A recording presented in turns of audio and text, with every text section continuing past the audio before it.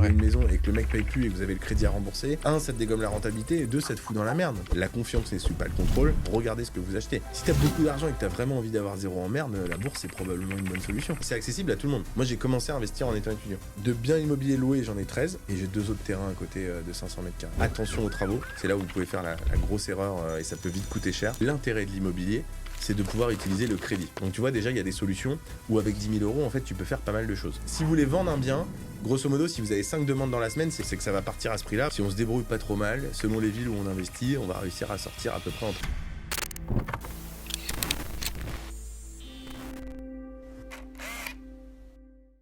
Bonjour, je m'appelle Amaury Tardier, je fais de l'investissement immobilier et aujourd'hui on va vous faire level up. Pour quelqu'un qui potentiellement connaît rien à l'immobilier, Ouais. comme c'est mon cas, Ouais. qui potentiellement a peut-être mis de côté, aurait peut-être de quoi faire un apport Ouais. entre, je sais pas, Entre 20 10 000, et 15 000 euros. Ouais, entre 10 000 et même peut-être un peu plus, 30 000. Qui aurait au moins 10 000 euros de côté. Qui aurait au moins 10 000 euros de côté, qui connaît rien, qui a l'impression qu'il y a des courtiers partout, qui vont peut-être le balader, ou enfin voilà, qui sait pas trop à quelle sauce il va être mangé. Bah, qu'est-ce qu'il peut faire pour mettre le pied dans l'immobilier? Est-ce que c'est un bon plan pour lui ou pas déjà dans cette situation? Sous quelles conditions, etc. quoi. Ok. Bah écoute, pour répondre à ta question, déjà il me faut un peu plus d'informations, si tu veux bien. Je vais essayer de pas être trop relou et d'y répondre le plus vite possible. Mais donc là, tu me dis que c'est une personne qui a au moins 10 000 euros de côté. Est-ce qu'elle est salariée? Est-ce qu'elle a moins de 18 ans? Est-ce que tu peux me définir un peu plus le personnage? Parce que ouais, ça joue. admettons que c'est quelqu'un qui est salarié, qui a entre 25 et 30 ans, par exemple. Ok, ou qui a au moins 25 ans, mais ou qui peut être plus âgé. Qui peut être plus âgé, peu importe. Ok. Qui a mis de côté grâce à ses salaires un petit peu, mais qui sait pas trop forcément quoi en faire. Ouais. Qui a peut-être regardé 2-3 trucs pour investir en bourse, mais qui sait que l'IMO, c'est un truc, mais qui en sait pas plus que ça. Ok. Qui se dit, bah, est-ce que je suis concerné ou pas? Est-ce qu'en fait, pour faire de l'IMO, on parle d'acheter des biens qui coûtent potentiellement cher, il faut plus que ça. Ouais. Voilà, c'est quoi les douilles, on va dire qu'il gagne à peu près 2 000 euros par mois pour avoir une idée sur le salaire. Ok. Voilà. Et qu'il est en CDI pour faciliter aussi les choses, parce que sinon, c'est pas impossible, mais c'est juste que c'est un peu plus compliqué. On va peut-être pas se mettre dans les cas trop particuliers, comme ça peut-être CDI, je pense que ça peut parler aussi à beaucoup de monde. Ouais, voilà, c'est ça. Après, si c'est pas CDI, ça peut tenir ce que je vais dire, mais bon. Alors déjà, avant d'expliquer est-ce que c'est possible, comment ça marche, est-ce que la personne a intérêt de le faire, j'aimerais bien juste donner une métrique pour qu'on comprenne l'intérêt de l'immobilier. Parce que quand on regarde l'immobilier aujourd'hui, grosso modo, si on se débrouille pas trop mal, selon les villes où on investit, on va réussir à sortir à peu près entre 7 et 10% brut de rendement. C'est à peu près ce qu'on peut constater sur un marché. Si on va faire quelque chose d'un peu exotique, c'est-à-dire de la location courte durée, si on va aller chercher du rendement en campagne, en zone très rurale, bah là, on va pouvoir aller chercher plus. Moi, quand j'ai commencé, tu vois, j'ai acheté une maison 18 000 euros. Au total, elle m'a coûté 21 000, je crois. Et on l'a loué 500 euros par mois. Donc, on peut faire plus de rendement. Donc ça, c'est ton apport, 18 000 euros? Non, ça, c'est le prix que j'ai acheté la maison. Donc, d'accord. Donc, tu vois, tu peux commencer déjà pour te répondre. Mais une maison coûte 20 000 euros, ça existe? Ouais, carrément que ça existe. Vraiment. Ça existe en campagne. Donc, tu vois, déjà, sur tes 10 000 euros, finalement, si tu fais un peu preuve de créativité, tu peux même aller chercher des produits comme ça. Maintenant, je ne le recommande pas forcément pour plein de raisons, mais les principales, c'est que, plus on va être en zone rurale, plus on va cibler aussi des profils qui sont compliqués à gérer. Locataires. Voilà, exactement, des locataires qui sont compliqués à gérer. Cela dit, il y a un dispositif qui fonctionne très bien. J'essaie de donner des tips au passage. C'est le dispositif Visal. VISALE, notez-le sur un petit papier, comme ça vous nous écoutez jusqu'au bout et on va vous diluer des tips.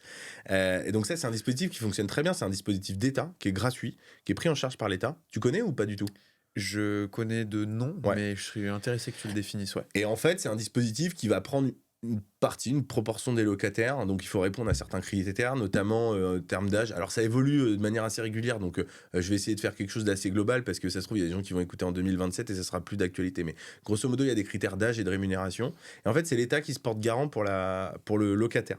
Donc ça, c'est vachement intéressant, parce que derrière, s'il y a des impayés, moi j'ai déjà eu le cas. J'ai déjà eu des impayés avec un locataire qui était sous Visal. L'État prend le relais. Il s'occupe de la procédure. Donc, c'est eux qui s'occupent de payer l'huissier, c'est eux qui emmènent au tribunal, et 2, vous êtes payé rubis sur l'ongle par l'État derrière. Donc ça, c'est quand même... Ton locataire ne te paye pas, voilà. Tu reçois quand même des virements de l'État. Exactement. Et il s'occupe de tout. Exactement. Donc ça, c'est quand même très confortable, et en plus, c'est gratuit. Parce que sinon, tu peux avoir des garanties loyers impayés. Mais garanties loyers impayés, alors c'est pas tout le temps le cas, mais c'est comme les assurances. Quand tu as une assurance voiture, bah en fait, quand tu as l'accident, tu te rends compte qu'il y avait un truc dans le contrat et en fait, t'es pas 100% remboursé.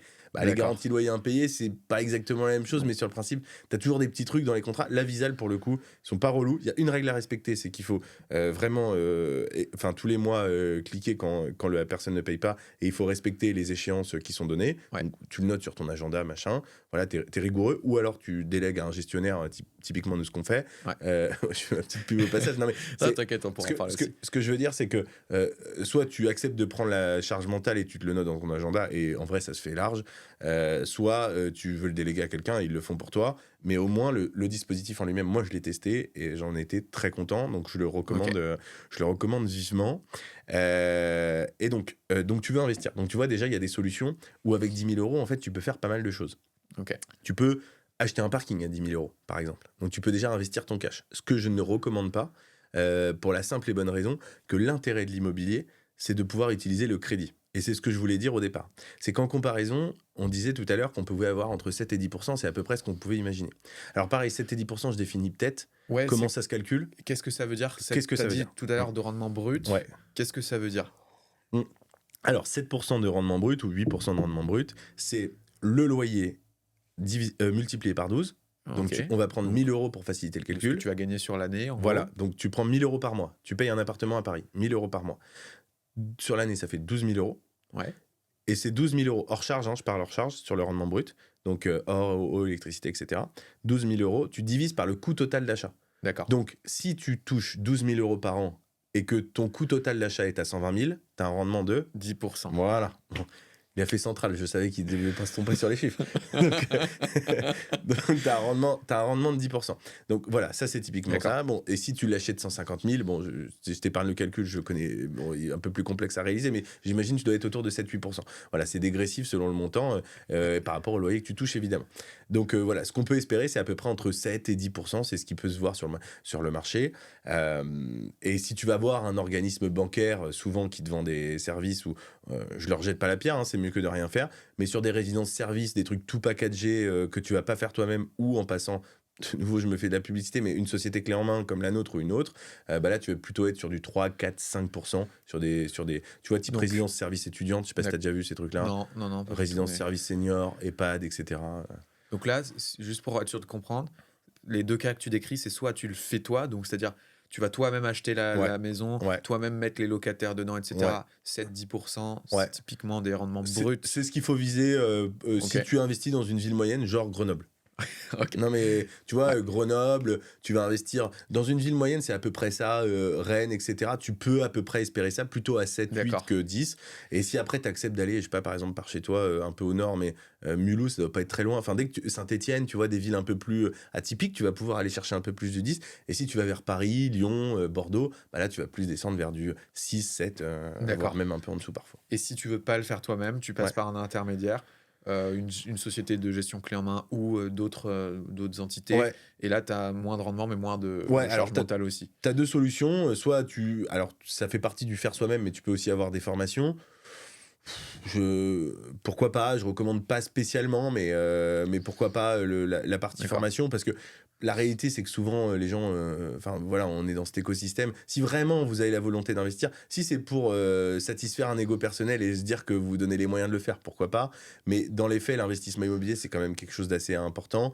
Je pense que ça aide des gens. Mais je pense que le taux d'échec est bien plus important que tu vois, toi on connaît tous les deux Florent, pour parler d'autres structures, il y a plein d'autres boîtes qui font comme nous du clé en main, donc c'est pas spécifiquement nous, mais je pense que si vraiment vous avez la volonté d'investir, vous rapprocher d'une société clé en main, c'est probablement une solution vraiment pour le faire, ou alors vous le faites par vous-même, ce que moi j'ai fait au départ, ça s'est très bien passé. La chance que j'avais, c'est que mon père était électricien de formation. Parce que vraiment, attention aux travaux. C'est là où vous pouvez faire la grosse erreur et ça peut vite coûter cher. Et c'est d'ailleurs là où nous, on apporte de la valeur. C'est vraiment sur la partie travaux et location. Parce que, en fait, tu tombes vite sur une équipe travaux. Moi, combien d'histoires j'ai entendues dans l'immobilier où il y avait 100 000 euros de travaux, surtout les jeunes filles, hein, parce qu'on est quand même sur une société où tu vas voir des artisans, il y a quand même un peu de machisme. Enfin, je veux dire, on va être, en étant sincère, il y a un peu de machisme, parfois même de condescendance sur certains profils, notamment féminins, tu me disais 25 ans, qui vont prendre un peu de haut pour le peu que la personne ne connaisse pas. Moi, je connais des histoires où des gens faisaient des travaux, je sais plus quel montant, ils faisaient des acomptes de 30 ou 50 000 euros au départ, et en fait, l'artisan, il prenait l'argent et puis il se barrait. Wow. Ou alors il faisait n'importe quoi sur les travaux. Et là c'est compliqué. Là, je connais une histoire d'un mec, il a un immeuble, il écoute quasiment tous les podcasts que je fais, donc il va se reconnaître, mais il a un immeuble, je sais plus exactement les chiffres, mais là, ça fait 3 ans qu'il est dans une situation très, très compliquée. Et c'est un gars de 50 ans, tu vois. Donc, parce que les équipes travaux, aujourd'hui en France, tu vois, tu vas filer 50 000 balles à un mec pour qu'il fasse tes travaux. Ouais. Il va faire n'importe quoi, après va faire passer les experts et les machins et tout, ça prend vite du temps. Donc attention à pas aller trop vite. On pourra y revenir, je pense, sur tous les points de vigilance sur les travaux, mais peut-être qu'avant on peut continuer à définir un peu bien sûr. En quoi c'est intéressant l'immobilier, à qui c'est accessible, etc. Alors déjà, c'est accessible à tout le monde. Moi, je l'ai fait en étant étudiant. Moi, j'ai commencé à investir en étant étudiant. Soit vous-même, vous avez une capacité d'endettement. Donc, c'est-à-dire vous pouvez aller voir une banque, elle va vous prêter. Le profil que tu évoquais tout à l'heure, 10 000 euros de côté, salarié, 2 000 euros par mois. Bon, il faudrait aller voir une banque, mais a priori, il peut emprunter, tu vois, entre 100 et 150 000 euros sans trop de problème. Ouais. Et donc, ça, c'est vrai que j'ai dit beaucoup de choses et ça, je ne l'ai pas dit, mais c'est quand même le point et le nerf de la guerre, c'est qu'aujourd'hui, vous utilisez de l'argent que vous n'avez pas pour investir sur un projet qui ne vous appartient pas, puisque c'est la banque à qui appartient le projet, le temps que vous remboursez le crédit, qui est remboursé par une personne que vous connaissez pas. C'est quand même extraordinaire. C'est-à-dire que vous avez de l'argent que vous créez de manière virtuelle. C'est la banque qui va créer de l'argent en empruntant potentiellement à la BCE ou que sais-je. Donc Banque Centrale Européenne, vous avez une banque type caisse d'épargne qui va emprunter à la BCE. Donc de l'argent qu'on crée, d'une certaine manière. Vous allez créer, disons 200 000 euros pour faciliter le calcul. C'est 200 000 euros. Et pour mettre 200 000 euros de côté, amuse-toi. Si tu gagnes 2 000 euros par mois faut attendre longtemps. Et que tu habites à Paris, en l'occurrence, il va se passer quelques années. Tu le mets sur un bien immobilier, donc que tu achètes, que tu trouves, il va te rapporter. Allez, pour faciliter le calcul, on va dire que tu as fait une bonne affaire, il te rapporte 10% par an. 10% de 200 000, ça fait 20 000 euros. Ouais. Donc tu es à 1 500 par mois, grosso modo, peut-être un peu plus, 1 600 ou quelque chose comme ça. Donc tous les mois, tu rembourses ton crédit. Et tu as même des solutions qui sont vachement intéressantes, c'est que tu peux faire un différé bancaire. Là, tu vois, j'étais avec un investisseur tout à l'heure au téléphone, il a fait 36 mois de différé bancaire. C'est-à-dire que tu rembourses dans 36 mois. Exactement. Tu peux faire un différé total. Moi, j'ai un investisseur aujourd'hui, c'est pas celui dont je parle ce matin, mais il a acheté une baraque 280 000, je crois. Il a fait un différé total sur 36 mois. On lui a fait faire un beau projet, je crois qu'il doit être à 2005 par mois ou un truc comme ça, le loyer, donc vraiment un beau rendement, il est content. Tous les mois, là, il met 2500 euros. Donc au bout de 3 ans, il aura, je sais plus, mais un peu plus de 60 000 euros. Fois 36. Voilà, il aura un peu plus, faites le calcul, mais on doit être à plus de 60 000 euros sur son compte. Voilà. Donc, et il a mis, je sais plus combien il a mis d'apport. Et après, il va devoir rembourser, mais après. Voilà, c'est ça. Mais il peut revendre. C'est hyper puissant, ça. Mais il est où le loup elle est où la douille, là, dans l'histoire? Ça paraît hyper puissant, ce truc. Ah bah non, mais c'est hyper puissant, mais carrément. Quand t'es jeune, etc., c'est une manière de créer de la trésor. Moi, ce que je dis à tous les gens qui ont 35 ans et qui habitent, qui ont 25 ans, qui habitent à Paris, qui viennent sortir, comme toi et moi, qui ont fait des écoles, etc., machin, qui sont pas sûrs de rester ad vitam aeternam à Paris, qui ont un loyer élevé et qui ont un salaire, tu vois. Alors toi et moi, on a choisi d'entreprendre, mais tu bosses chez EY, chez KPMG ou que sais-je. Tu gagnes 3 000, 4 000 par mois. Tu prends 3 000 euros par mois, t'arrives à mettre un peu d'argent de côté, t'as ton 10, 15, 20 000 euros de côté et tu peux lever 250 000, fais ça. T'achètes un bien par chez toi, si comme toi et moi, on vient de la région. Moi, en Bretagne, toi plutôt, j'allais dire dans les montagnes, je connais pas le département, mais voilà. Rhône-Alpes. Voilà, Rhône-Alpes, merci. Tu viens de Rhône-Alpes et moi de Bretagne, vous investissez par chez vous, vous trouvez une opération assez intéressante, vous faites appel à des gens comme nous, peu importe, vous trouvez une solution pour investir, vous faites un différé de 36 mois, et puis en plus là, le marché, il peut pas être pire qu'aujourd'hui, donc normalement, vous allez pouvoir acheter moins cher, normalement. Bon, après, il y a d'autres évolutions de marché, donc on verra ce que l'avenir nous dira, mais voilà, t'achètes, tu prends tes 36 mois de différé, au bout de 36 mois, t'as mis tes 50 000 euros de côté, et puis après, soit tu revends, soit tu vois. C'est un truc qui se négocie auprès de la banque, ce truc de 36 mois. Ouais. Et c'est un truc qui te propose ou il faut aller faut être au courant? Faut le demander, quoi. Faut le demander. Après, tu vois, il y a des petites techniques, genre plutôt avoir des travaux. Tu vois, en fait, quand t'as pas de travaux, ils vont te dire pourquoi vous voulez un différé? Pour mettre de l'argent de côté. Ouais, mais c'est pas le but, monsieur. Tu vois. Donc il faut être créatif.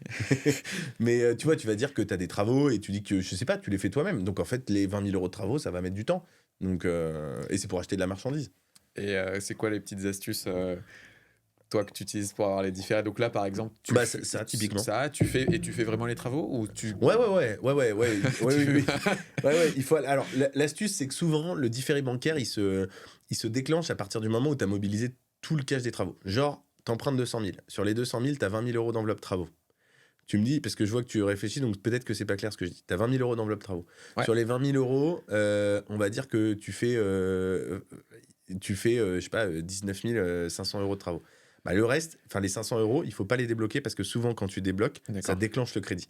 Donc en fait, je sais pas si tu as 20 000 euros de travaux, tu débloques 19 500, tu mets 500 euros de ta poche, tu t'anticipes le truc, tu payes le gars, donc les 20 000, l'artisan, et les 500 euros, tu les laisses et t'attends 30 mois. Et ça te laisse t'en différer en mode, bah oui, tu rembourseras plus tard parce que t'as pas On n'a pas terminé les travaux.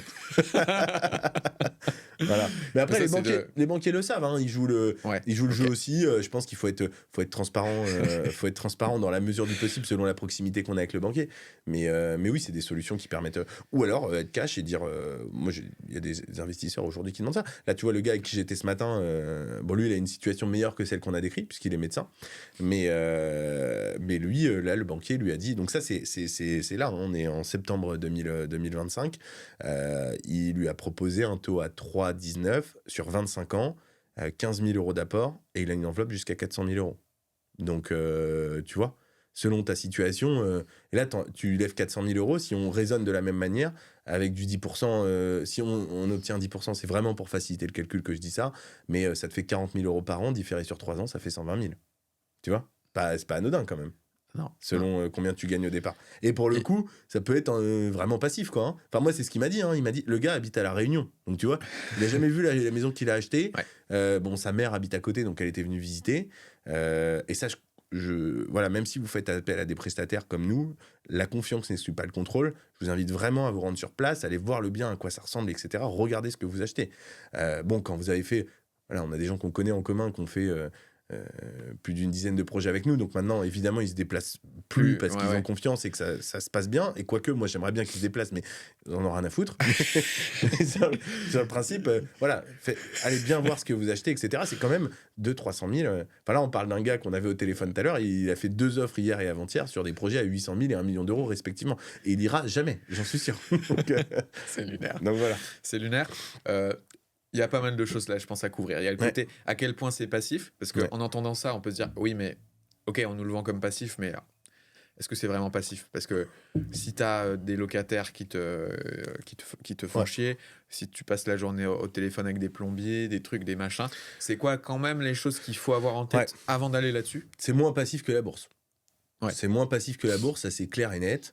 Il faut avoir en tête... En fait, si vous gérez par vous-même, ça peut être relou. Moi, je vais te donner un exemple. Quand j'étais à Audencia, j'avais des locataires, une locataire qui m'harcèle à un moment donné, j'étais en cours. Je sors de classe, 5 fois qu'elle m'appelle. Alors je me suis dit, putain, la maison, elle a brûlé, quoi. Qu'est-ce qui s'est passé? Et là, je sors de classe. T'es étudiant et tu sors avec le proprio, quoi. Et je lui réponds, mais tu vois, c'était une maison. Moi, au départ, quand j'ai acheté des maisons, tu sais, je les ai achetées que dalle. Hein. Cette maison-là, je l'avais achetée 27 000 euros. C'est dingue. En fait, en centre-Bretagne, alors il y a probablement plein d'autres régions en France où tu as des maisons pas chères, et tu peux avoir des maisons qu'on a bien négociées. La première maison dont je te parle était à vendre à 80 000. Hein. Donc tu vois, on a bien tabassé. Et vous l'avez eu à quoi? À 18 000. Tu veux que je te raconte l'histoire? Ah bah oui, bah là... Alors elle était à vendre, je crois, 83 000 si je dis plus de bêtises. Alors ça fait longtemps, hein, tu m'en veux pas sur les chiffres, c'était en 2018. Non, je t'en veux pas. Donc on l'achète, donc on a une offre à 83 000. Donc là les gens étaient en saisie bancaire. Donc ça arrive, les gens, c'est pas eux qui vendent, c'est la banque. Donc c'est-à-dire qu'ils ont des dettes, ils n'ont pas remboursé, la banque a dit bon, il faut vendre. On saisit votre maison. L'huissier est venu à la maison, il est reparti avec les clés. C'est ça. Et donc elle allait partir, en vente pas longtemps après, enfin aux enchères. Donc c'était en 2018. Et donc moi j'appelle donc il y avait un commercialisateur qui vendait le bien, un agent immobilier. Et moi je lui dis bon bah tapons le plus bas possible, quoi. Je dis on peut aller à combien? Il me dit bah je sais pas et tout. Je dis bah tentez 15 000. Je me suis dit de toute façon après en dessous c'est too much, quoi. Puis de toute façon que tu passes de 12 à 15 000, ça change pas la face du monde sur ton projet. Moi je savais que j'allais louer 500 euros, tu vois, c'était la moitié de l'année en loyer. Attends, c'est marqué 80 000 sur l'annonce et tu te dis on tente 15 000. Ouais. Ah ouais. Bah alors ça c'est pareil, autre tips que je peux vous donner, surtout dans un marché comme on a aujourd'hui. Alors évidemment, ça dépend. Si vous achetez à Paris, c'est très. Mais si vous faites des stratégies comme ça, vous allez sur des zones. Moi, je recommande, si vous faites par vous-même, n'hésitez pas à faire du volume. C'est-à-dire que moi, à ce moment-là, c'était de l'industriel. J'y allais le week-end, j'allais voir plein, parce que là, je te parle de celle qui a marché.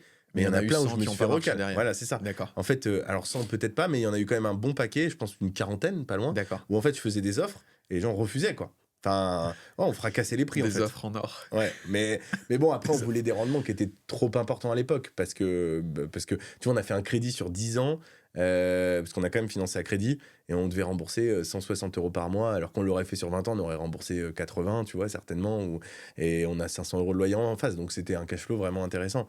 Mais il y a plein de désavantages, et je pourrais y venir tout à l'heure à faire ce type de stratégie. Pour mettre le pied à l'étrier, c'est quand même intéressant. Et donc, du coup, 15 000, donc il appelle la banque dit non. Je dis, bah écoute, tu sais quoi, c'est pas compliqué, on va augmenter de 1 000 € à chaque fois. Puis à un moment donné, ils vont dire oui, quoi. Et donc 16 000, 17 000 et 18 000, ils ont dit oui. Ils ont dit oui. Voilà. Ils ont dit, bah écoutez, on pensait la mettre en vente autour des 20 000, peut-être qu'elle allait partir un peu plus haut, mais là, si vous payez maintenant. Autour des 20 000, 18 000, alors qu'elle vaut 80 000 ? Non, il l'avait mis en vente à 80 000, après, elle en valait, en retail, elle en valait plus autour des 50. D'accord. Tu vois, nous, on l'a revendu 5 ans plus tard. Là, on l'a revendu il y a 2 ans, je crois. Je sais plus exactement, je crois il y a 2 ans. Et tu vois, on l'a revendu 43 000 €. Donc, elle valait autour des 50 000. Je pense qu'on aurait pu la vendre un tout petit peu plus cher, mais on voulait que ça parte. Voilà. Ok, incroyable.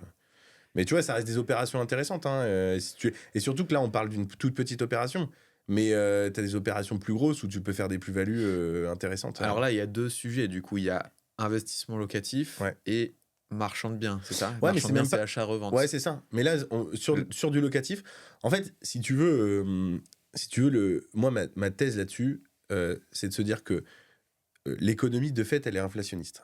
Ouais. Bon, ça, je le dis maintenant, ça semble logique pour tout le monde. Il y a 7 ans, je le disais aussi quand j'ai acheté de l'immobilier. Voire même il y a 8, parce que j'ai commencé un peu avant à regarder. Et en plus, je tiens à le préciser, je l'ai fait à côté de ma classe préparatoire. Donc, tu vois, vrai. Tu peux le faire. Bah si, 2018, j'étais en prépa. Donc, tu vois, tu peux te donner les moyens à n'importe quel moment. Ah là, il n'y a pas d'excuse, du coup. Et en plus, j'ai quand même... Enfin, moi, j'ai fait STMG avant, et j'ai quand même eu Audencia, donc ça m'a pas empêché de bosser à l'école, tu vois. Donc, je bossais pas mal, et le week-end, j'allais visiter des logements, quoi. Et le samedi après-midi, puisque en prépa, comme tu sais, il y a des DS le samedi matin. Donc voilà. Je me suis perdu, tu vois, je parle tellement que... Là, on parlait locatif, marchand de biens. Oui, c'est ça. Et donc, en fait, tu as ton rendement. Donc, on va reprendre aussi 8 ou 10%, peu importe. Mais ça, c'est hors valorisation de l'actif. Et on est sur une économie qui est continuellement inflationniste. Ça veut dire que, en fait, si tu veux, moi, ma théorie, c'est que pour calmer les gens, alors, pour plein de raisons, mais notamment pour calmer les gens, on augmente les prix augmentent constamment. Pourquoi ? Alors, non pas dans les supermarchés, ça calme personne, mais sur les salaires. Tu vas bosser à l'usine. Moi, je viens d'un coin, zone rurale en Bretagne. Il y a quand même une proportion des gens qui bossent dans l'agroalimentaire, qui bossent à l'usine tous les jours. Ouais. C'est un taf de l'enfer. Personne qui prend de plaisir. S'il y a 5% des gens qui prennent du plaisir à faire ça, c'est le grand maximum. Je t'assure, j'y suis allé.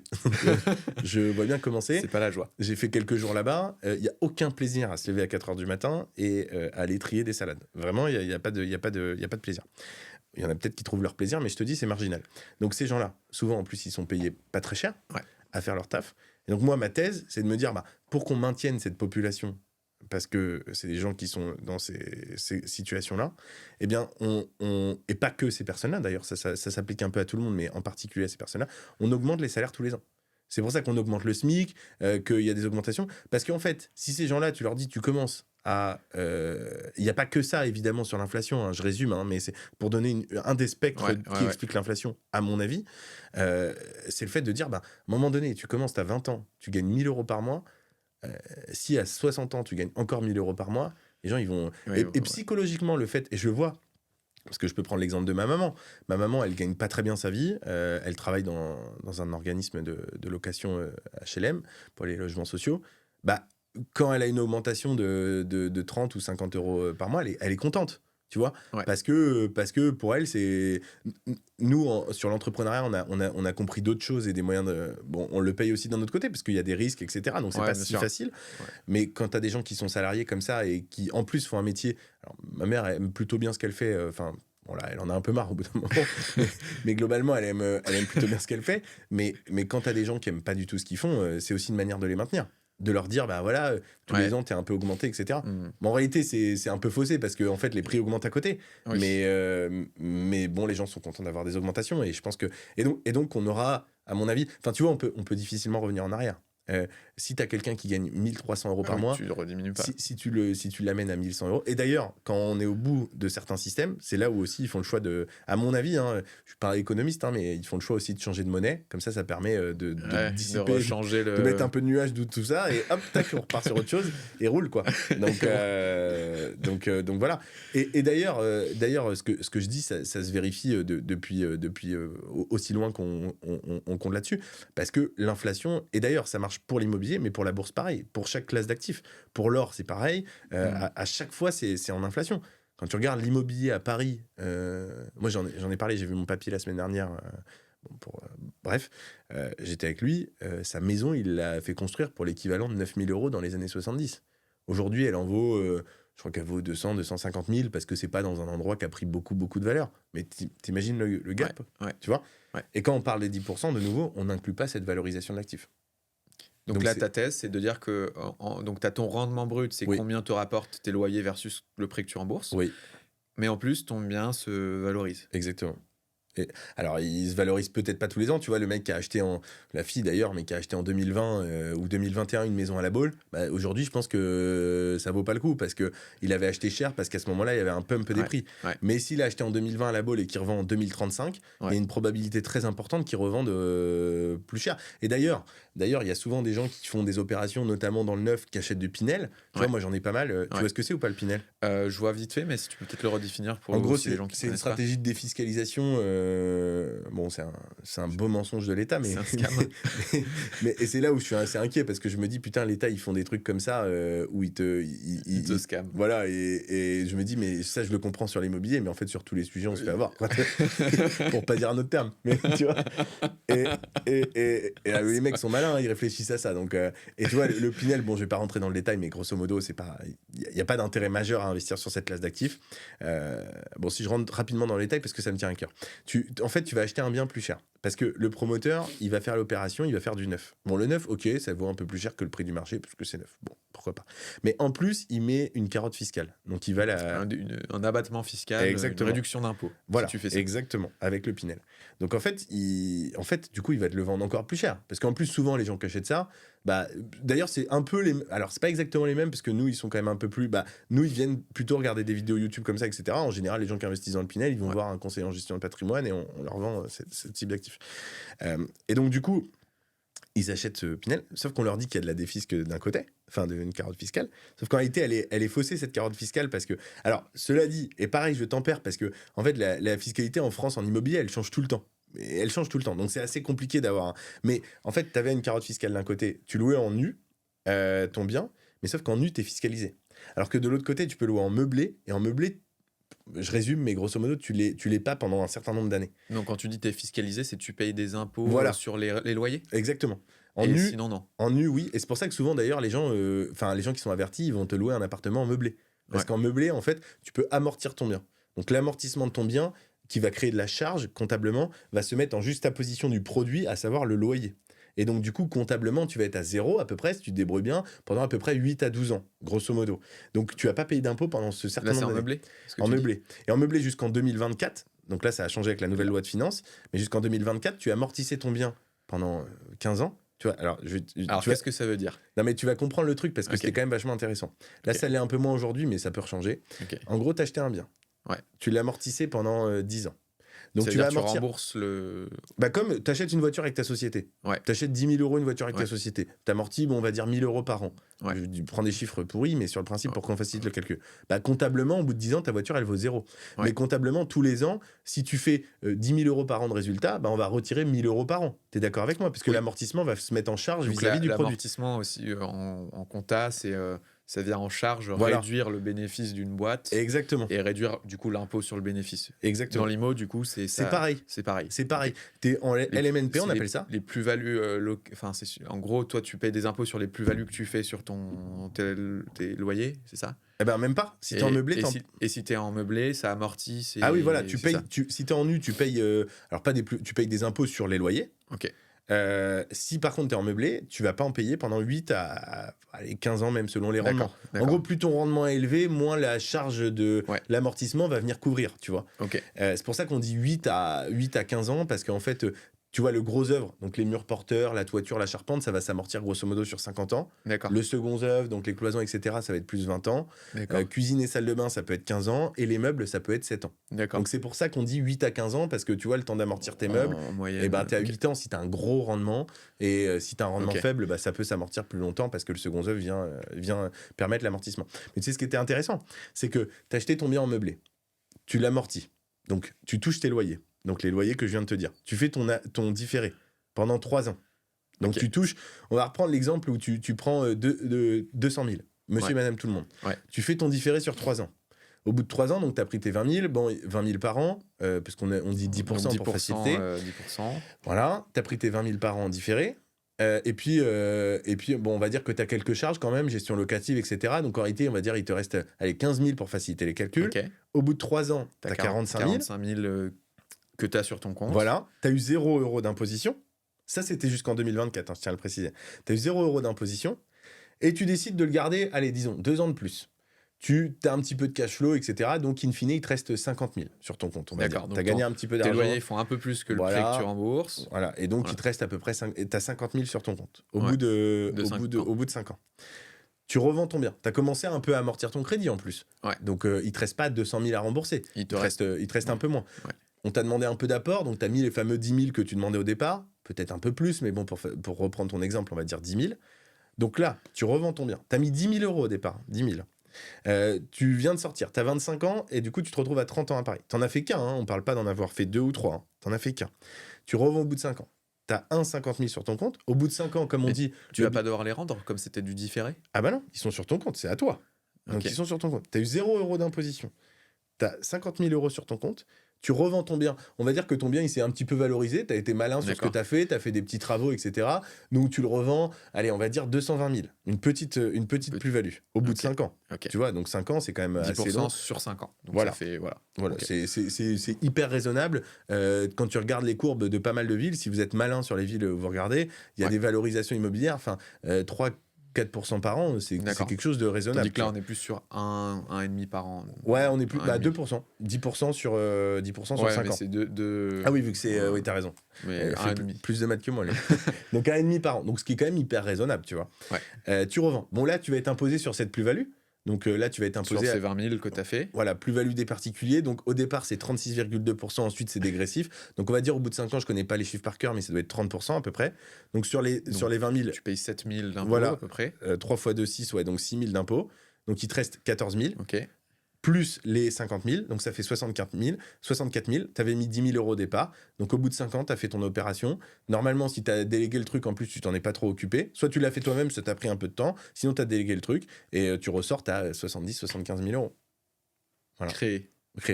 Et tu n'as pas branlé grand-chose, si tu t'es pas trop mal débrouillé. Mais c'est vrai, hein, ça, vous pouvez vérifier ce que je dis. J'ai pas de conneries. Et donc ça, tu disais, c'était jusqu'en 2024. Voilà, parce que maintenant, aujourd'hui, alors ça change pas grand-chose, mais surtout si tu gardes 5 ans, alors si ça change beaucoup de choses si tu gardes longtemps, mais l'amortissement, ce qui est normal, parce que là, du coup, tu me l'as pas dit, mais tu aurais dû me dire, parce que du coup, l'amortissement n'était pas réintégré dans les plus-values. Donc c'était scandaleux. Ça veut dire que tu as acheté, c'était une niche fiscale, hein, vraiment, tu as acheté un bien immobilier, tu l'amortissais pendant 10 ans, mais là, on avait pris l'exemple de 5 ans, donc du coup, tu payais pas d'impôts. Mais quand tu revendais, on n'intégrait pas l'amortissement. On disait, bon, bah, revends, et voilà. Aujourd'hui, tu réintègres l'amortissement. Donc, du coup, ta plus-value, elle ne sera plus calculée sur les 20 000 € si on reprend l'exemple, c'est-à-dire de 200 à 220 000. Elle sera calculée sur, il faudra regarder combien tu as amorti, mais disons qu'en 5 ans, tu auras amorti peut-être 15 000 ou 20 000 €. Ah oui, il y avait une création d'argent du fait que ton truc s'amortissait. L'amortissement, en fait, il vient réduire le prix d'achat. C'est un peu comme la voiture. Si tu la revends au bout de 10 ans, en fait, le truc, c'est que pour une voiture ou un ordinateur, ça fait sens d'avoir de l'amortissement. Mais pour l'immobilier, pas tant. Parce qu'en fait, ton immobilier, il se valorise dans le temps. Et là, on va considérer qu'il s'amortit. Donc, la valeur se dégrève. Ça n'a pas ça a du sens parce qu'il y a des choses qui perdent de la valeur. Notamment les meubles, au bout de 7-8 ans, c'est vrai que c'est bien de les changer.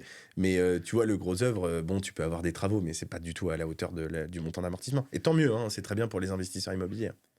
Donc là, c'est un peu pour faire ta première opération, en gros. Donc là, si je résume un peu tout ce qu'on a dit déjà depuis le départ, c'est... Par exemple, moi ou quelqu'un qui va être salarié, etc., qui a 10 000 d'apport, qui gagne 2 000 par mois, etc., tu vas voir une banque. Oui. Tu vas avoir des banques déjà. Tu vas avoir des banques, Moi, je te conseille de ne pas aller en voir qu'une seule. Les deux plus gros faiseurs, c'est Caisse d'épargne et Crédit Agricole. Donc ça, déjà, à aller voir absolument. Et après, allez voir, je sais pas, si vous habitez Rhône-Alpes, vous êtes probablement au LCL. Si vous habitez en Bretagne, vous êtes au Crédit Mutuel de Bretagne. Si vous êtes dans le Nord, vous êtes au Crédit du Nord. Si vous êtes à Paris, vous êtes à la BNP. Donc, allez voir aussi ces banques-là. Donc là, l'idée, c'est d'aller trouver le meilleur prêt possible, avec, si possible, un différé. Vas-y avec un projet. Moi, je te conseille d'y aller avec un projet parce que sinon, tu vas arriver et le banquier il va te prendre pour un rêveur. Soit tu le connais depuis des années et il va te répondre gentiment. Soit c'est un nouveau banquier, comme c'est le cas, parce qu'assez souvent, ça change. Parce qu'il faut savoir que les politiques bancaires, alors aujourd'hui, je ne sais pas exactement, mais il y a quelques années, c'était encore le cas. Tous les 3 ans, les conseillers changeaient dans la plupart des banques. Pour pas qu'il y ait de copinage. Voilà, entre les clients et les banquiers. D'accord, donc là tu arrives avec un projet, donc c'est j'ai vu cette baraque, j'ai envie de l'acheter, j'ai tant d'apports, je gagne tant. Qu'est-ce qu'on peut faire, quoi? Et ça, tu m'as pas posé la question, mais du coup, si les gens veulent le faire par eux-mêmes, ils vont se dire, mais comment je fais pour savoir combien ça peut se louer? Alors ça, c'est très simple. Vous allez sur Le Bon Coin et vous regardez combien ça se loue. Donc là, ça va vous donner une idée. Et ce que vous faites, c'est que la confiance, de nouveau, n'exclut pas le contrôle. Vous créez une fausse annonce. Donc vous allez sur Le Bon Coin, vous faites comme si vous aviez un truc à louer. On va pas vérifier que vous l'avez alloué. Vous prenez des photos un peu sympas, vous écrivez un texte, vous faites une vraie fausse annonce, pas un truc tout pourri, parce que sinon ça va pas marcher. Donc comme si vous vouliez vraiment louer un logement. Et vous mettez le prix que vous imaginez, voire même un peu au-dessus. Et là, j'ai 2 ratios à donner. C'est gratos, ce que je dis. Putain, c'est que des pépites. T'as le droit. Donc, si vous voulez vendre un bien, grosso modo, si vous avez 5 demandes dans la semaine, c'est que ça va partir à ce prix-là, voire même vous êtes un peu en dessous du prix. D'accord. Et comme ça, vous le gardez en tête. Et location, c'est 5 demandes dans la journée. Pour être au bon prix, c'est... Voilà. Si vous avez... Alors, si tu as plus de demandes, t'es pas assez cher, potentiellement, théoriquement. Alors, sauf si tu es à Paris, parce qu'à Paris... Il y a 1000 demandes par jour. Voilà, exactement. Donc, même, j'ai visité des trucs... 1 000 €, une chambre de bonne, où tu dois traverser un couloir pour aller dans ton chiotte. Et sauter d'un immeuble à l'autre. J'ai littéralement visité un truc à Paris, mais j'étais... Donc, 8e étage, pas d'ascenseur. Il me dit, alors, je vais vous faire visiter le salon. Je fais, le salon? Il ouvre une porte. Il y a une espèce de couloir avec une table. Je fais, d'accord. Il me fait, maintenant, on va passer à la chambre. Alors, venez. Il sort, il ferme à clé. Il marche dans un couloir. On prend un virage, un autre. C'est 15 mètres plus loin. Il fait, et la chambre, elle est là. Il ouvre. Se dévoile devant moi. Une chambre avec un lit. Le chiotte par terre collé au lit. Genre, t'as l'oreiller là et le chiotte là. Et maintenant, la suite nuptiale. Cumul des deux, peut-être 16 mètres carrés ou 14. Ne lâcher. Bah oui. Et il était là, je voulais plein de visites aujourd'hui, ça va partir, tu vois. Ah bah c'est vrai. Et c'était 850 € par mois. Alors d'ailleurs, autre tip, comme ça, quoi. Si vous faites votre simulation dans des grandes villes, je vous invite à ne pas mettre votre numéro de téléphone. Parce que sinon, vous allez, Baptiste et moi, nous détester d'avoir regardé cette vidéo. Parce que pour le coup, c'est vrai. Si vous faites une annonce, notamment à Paris, vous voulez tester votre marché. Bon, d'ailleurs, je vous invite à pas tester le marché à Paris. Honnêtement, ça ne sert à rien. C'est tout part. Voilà. La preuve en est. Parce que je vous invite plutôt à regarder des solutions parce que vous avez le plafonnement des loyers. Donc vous pouvez regarder le plafonnement des loyers et des solutions qui permettent de passer un peu outre, parce qu'il y en a. Mais voilà, il y a le plafonnement des loyers. D'ailleurs, dans toutes les villes où vous avez les loyers plafonnés, regardez à minima le loyer plafonné, sinon regardez un peu ce que vous pouvez faire à côté. Mais dans toutes les grandes villes, si vous avez des studios ou des T2, vous emmerdez pas. Enfin, vous pouvez le faire pour vous rassurer, mais vous allez vous faire déglinguer de demandes, donc ça vaut pas le coup. Si par contre vous investissez comme moi je l'ai fait au départ, dans un bled de 5000 habitants, testez, comme ça vous voyez un peu la demande, mais vous serez agréablement surpris. Vous allez voir, hein. Non mais ça fait bizarre. Moi, la première maison que j'ai mis, j'avais dû avoir 15 demandes alors que j'étais dans un village de 1000 habitants dans la journée. Ah ouais. La vache. Ah ouais, non, mais on se rend pas compte le marché locatif, mais c'est un truc de ouf. Bah, les 1000 demandes par jour, c'est vrai. Hein. Aujourd'hui, non, sur Paris, c'est vrai. Hein, moi, alors, par jour, j'exagère, mais là, j'étais Ouais. au téléphone avec un mec, un copain qui a un studio à Olympiade. Donc, tu vois, Olympiade, en plus, c'est pas the place to be à Paris. Ouais. 30 mètres carrés le studio, il l'a mis à 1200, je crois. Il a eu 1000 demandes en 4 jours, je crois. Waouh. Donc, ouais, puis après, tu comptes même plus. Enfin, tu vois, c'est infernal. Donc, et surtout, mettez pas votre numéro de téléphone. Parce que si vous avez des demandes sur l'application, ça va, mais sinon, vous vous faites harceler par téléphone. Il y a des gens, ils ont vraiment besoin de logement. Hein. Ouais. Et puis, c'est galère. Ah ouais, c'est clair. En vrai, c'est d'ailleurs l'externalité positive de notre activité, c'est que pour nous, du coup, c'est facile de trouver des logements, puisqu'on est en gestion. Donc, j'ai juste à choisir celui qui m'intéresse. Donc, ça, c'est cool. Ouais, c'est trop bien. Et du coup, quand tu vas voir donc les banques, du coup. Donc, tu vas avec un projet. C'est quoi qui fait que c'est un bon deal? Parce qu'il y a des trucs de taux d'intérêt, machin, j'y connais rien. Alors, qu'est-ce qu'il faut savoir? Alors, je vais te le dire. Bon, déjà, tu as bien fait ton dossier. Hein. Si tu veux, c'est quoi un bon dossier? Justement, c'est ce que j'allais te dire. Tu me demanderas, tu me le rappelleras, mais je t'enverrai une fiche. On mettra en description. Voilà. Et comme ça, je ferai une fiche type. Et les gens, ils auront à copier s'ils veulent l'utiliser. Attention, si vous êtes professionnel, vous copiez pas.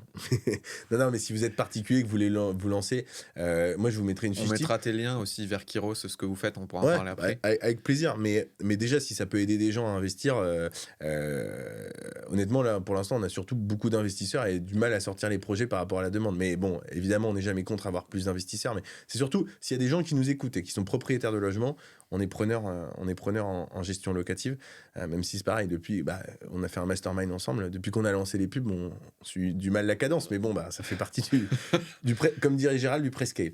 Donc non, on avance là-dessus, mais en tout cas, si ça peut aider des gens, nous, on a une fiche qui correspond bien, nos investisseurs la montrent aux banquiers, et donc je vous invite à vous en inspirer.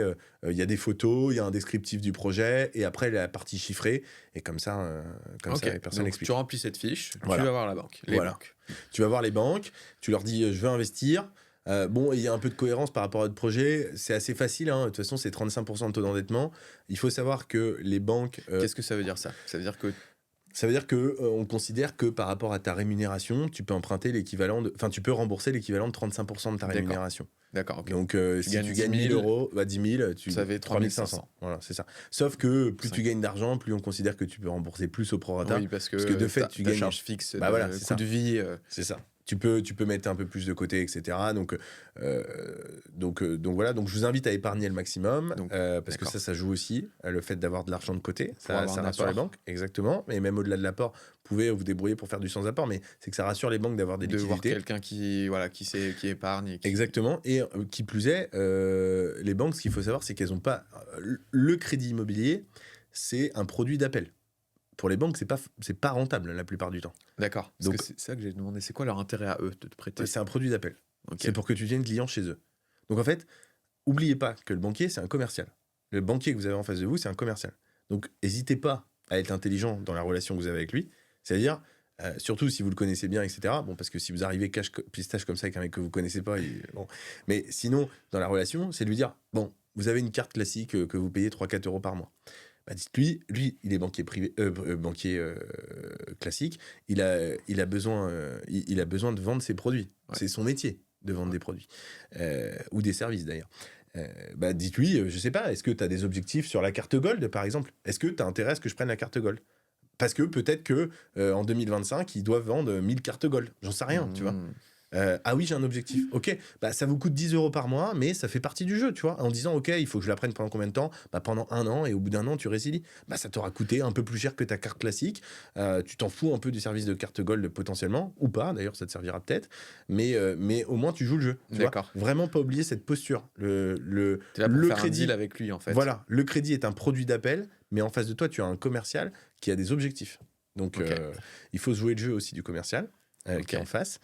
Vous pouvez aussi aller consulter des courtiers. Il y a des très bons courtiers qui peuvent aussi vous aider. Voilà. Mais allez consulter plusieurs profils pour la partie financement. Et puis une fois que vous avez une idée et que vous savez combien vous pouvez lever et que vous avez fait votre projet, que vous avez fait votre fiche, que vous avez fait un faux projet, ou alors un projet que vous avez déjà cherché, mais je vous invite déjà à savoir combien vous pouvez lever en dette avant de vraiment chercher. C'est-à-dire, tu fais un faux projet, tu vas voir la banque avec un faux projet? C'est ça, exactement. Tu prends une Ok. fiche, comme moi j'envoie aujourd'hui à nos investisseurs, Ok. je leur dis, tu vois, quand on sait pas trop combien ils peuvent lever, parce que des fois avec certains profils c'est assez compliqué de savoir, notamment entrepreneurs, etc. Nous ce qu'on fait c'est on dit ok, t'es prêt à investir combien? Moi je suis prêt à investir jusqu'à 600 000 sur le premier projet. Ok, je te donne 3 projets, je t'enfile un à 200, un à 400, un à 600. Tu auras le banquier, tu présentes le projet à 200. S'il dit ok, pas de problème, tu dis ah j'avais aussi celui-là. Tu présentes celui à 400. S'il dit ok, pas de problème, celui à 600. Tu vois? Comme ça tu sais jusqu'où tu peux monter. D'accord. Déjà psychologiquement, dis-toi, toi jusqu'à combien t'es prêt à investir? Parce que ça se trouve, c'est pas le cas avec le persona qu'on a donné, mais ça se trouve, tu peux emprunter 1 million d'euros. Et donc, du coup, mais est-ce que tu es à l'aise à mettre 1 million d'euros sur un projet tout de suite? Parce qu'il faut se sentir bien quand même. Le but, c'est pas de se mettre en difficulté, tu vois. Ouais. Donc, du coup, si tu dis, bon, ok, peut-être que je peux emprunter 1 million, mais en fait, moi, ce qui m'intéresse, c'est de mettre 200 000 parce que je suis à l'aise avec 200 000 euros. Et dans ce cas, tu vas avec un projet à 200 000. Et au pire, si tu veux vraiment, si c'est un projet à 200 000, tu fais un faux truc à 100, à 130 000 et un autre à 200 000, tu vois. Et s'il te dit OK à 130 et il dit non à 200, tu dis, du coup, c'est quoi la fourchette maximum? Et là, il va te dire, 180, tu vois. Ok. Peut-être, j'en sais rien. Prends la température. Mais voilà. Donc là, t'es allé voir le banquier, t'as fait tes fiches, t'as regardé un peu ton marché, tu sais où tu veux investir. Ton banquier te dit OK, feu pour 200 000 euros. Là, tu vas te mettre à chercher par toi-même. Tu fais appel à nous, peu importe. Tu cherches ton projet, tu trouves un projet à 200 000 euros, tu fais une offre. Je vous invite à tester aussi avec la personne sur place. Renseignez-vous. Pareil, je vais vous donner d'autres tips, mais c'est le métier qui parle. Mais il y a plein d'indices où c'est des bonnes affaires. Genre les vieux. C'est con, mais c'est vrai. Si vous achetez à des vieux, souvent, c'est des bonnes affaires. Parce qu'en fait, les vieux, comme on dit, on est dans une économie continuellement inflationniste. Donc en fait... ils ont les références d'avant? S'ils ont acheté il y a 20 ans, tu vois, le papy, il te vend sa maison 200 000 euros, ça se trouve, il y a 20 ans, il l'a acheté 30 000. Donc en fait, pour lui, il fait déjà une énorme plus-value. Et puis papy ou mamie, il n'est pas au courant que des logiciels comme toi et moi. Parce qu'il ne sait pas comment regarder quel prix du marché. Et ça se trouve, c'est une tête de cochon et il est allé tout seul et il a vendu son truc, tu vois. Et donc ça peut être une bonne affaire. J'adresse une question que peut-être des gens se posent qui écoutent. C'est, est-ce que tu as de la culpabilité, en gros, quand tu vas faire sur ce genre de truc? Ou comment tu te... Voilà, comment tu d'un point de vue état d'esprit par rapport à ça, comment tu abordes la chose, tu vois, ou même le truc de déplafonnement des loyers et tout. Alors, moi, j'ai pas de culpabilité par rapport à ça, parce que j'en fais beaucoup. Tu vois, aujourd'hui, on fait plusieurs opérations par mois, etc., avec nos investisseurs, donc je suis habitué. Puis c'est ton métier aussi. Voilà, c'est ça. Donc moi, j'en ai aucune, et j'invite les gens. Souvent, ils me disent, on veut négocier de temps. Je dis, non, on va négocier de temps. Donc moi, je propose plus. Moi, j'ai pas de culpabilité dans le sens où je me dis, on fait une offre, on oblige personne à l'accepter. Tu vois, tu proposes un truc à vendre, tu fais une offre. Si t'as pas envie, tu la prends pas. Tu vois. Donc moi, je force personne à accepter. Si je sais pas, la personne elle devait absolument vendre avant le lendemain mais il y a pas des pressions comme ça. Ou alors s'il en a une, c'est qu'il a fait des erreurs dans le passé et je peux pas être, tu vois. Moi, je suis là pour faire des bonnes affaires. Je suis là pour pas me mettre en difficulté moi-même et pour que mes investisseurs fassent des bonnes affaires. Donc non, j'ai pas de culpabilité. Et d'ailleurs, tu veux que je te raconte une anecdote? J'ai acheté un appartement à Nantes. Je savais qu'il valait à peu près 120 000 euros, l'appartement. Et donc, je contacte le papy, donc typiquement bonne affaire. Il avait 83 ans. D'accord. Donc, papy, je lui demande... Donc, on est typiquement dans cette histoire-là. Il l'avait acheté 30 ans avant, je sais pas, genre 15 000 euros, tu vois, ou 10 000, je sais plus. Donc, typiquement, croissance, machin. Et donc, j'appelle et je lui dis, voilà, vous en voulez combien? Et il me dit, je sais pas trop, je pense il m'avait dit entre 57 et 62 000 euros. Donc moi, je me suis dit, c'est bon. Enfin, de toute façon, que ça soit 57 ou 62, je le prends. Et je lui dis, et tu vois, et c'est là où il faut avoir un jeu d'acteur aussi et être intelligent dans le truc. Je dis, bon, écoutez, 57, 62 000, donnez-moi votre prix, mais je sais pas. Enfin, on verra. J'attends 3 jours. Il m'envoie un texto, il me dit j'ai réfléchi, en fait ça sera fourchette haute 62 000. Et là tu joues au poker et je lui dis écoutez, moi j'ai besoin de temps de réflexion, 62 000, je m'attendais pas à ce prix-là. Du coup, bah ouais, mais t'es obligé. C'est ça l'IMO aussi. C'est qu'il faut être. Et tu vois, c'est des petits montants en plus. Mais 62 000. Et le mec, je le rappelle 4 jours après. Et je lui dis écoutez, moi, votre appartement, c'est un coup de cœur. J'ai discuté avec ma famille. OK pour 62 000. Et je l'ai acheté 62 000 et je l'ai revendu 2 mois après 125 000, tu vois. Donc, et je savais que c'était moins cher. Mais si de l'autre côté, j'avais pas joué le jeu et je lui avais dit tout de suite, OK, Oui. pour 62 000, c'est très bien, ça me va, bah, il se serait posé des questions, tu vois. Donc oui, il faut être intelligent. Papy, je pense qu'aujourd'hui, il est hyper content d'avoir vendu son appart 62 000. Ouais, il a fait un bon deal, lui Et il a aussi, fait un pour bon lui. deal. Lui, il a acheté 15 000, il l'a revendu 62 000, il est content. Il a touché ses loyers pendant 30 ans, donc papy, ça lui va bien. Et moi, j'ai fait mon deal de mon côté. Attention toutefois, ça c'est la loi. Donc moi, j'ai acheté 62 000 net vendeurs, j'ai fait des travaux un petit peu et il y a les frais de notaire. Donc en réalité, il m'avait coûté 75 000, je crois. Mais attention, je crois que c'est 5/12e. Attention, parce que si vous achetez trop peu cher un projet, vous pouvez être retoqué. Si vous achetez moins de 5/12e de sa valeur, D'accord. je crois que c'est ça, à vérifier. 40% à peu près. Voilà. Si vous achetez moins de 40%, genre. Il vaut 100 000. Parce que là, on parle de personnes 40 000, âgées, mais il peut y avoir aussi des handicapés qui sont pas forcément sous tutelle, etc. Tu vois, il y a toute personne qui peut vendre. Des gens qui sont en dépression parce que, je sais pas, c'est con, mais tu vois, typiquement, papy, mamie, ils sont ensemble, un des deux décède, il part en maison de retraite, il a pas d'enfant, il est pas sous tutelle ou sous curatelle, il est âgé, il capte plus trop, et tu vois, moi j'ai vu des trucs, pour le coup, je l'ai pas fait, mais j'ai vu des trucs, notamment 2 appartements à Rennes qu'on m'avait proposé, ça valait, je pense, 300 000 euros. Ils avaient négocié ça à 25 000, je crois. Waouh! Les deux. Donc, tu vois, mais parce que les vieux, ils avaient 90 ans. Donc, voilà, là, ça devient border. Il faut pas. Alors, c'est border. Après, de nouveau, même chose. Hein, si les vieux sont contents, etc., machin, bon c'est un peu limite. Mais c'est surtout que légalement, vous êtes responsable. Et là, c'est un vrai problème. C'est que derrière, si les enfants ou quelqu'un d'autre dit attendez, ils l'ont acheté 25 000 alors que ça en vaut 300, là, on peut retoquer. Et là, c'est galère. Donc, négocier, mais pas trop non plus. Après de là à négocier un truc moins de 40% de son prix, il y a de la marge déjà. Ou alors, et ça je te donne une dernière histoire si tu veux. Ah, j'en suis friand. Un terrain que j'ai acheté.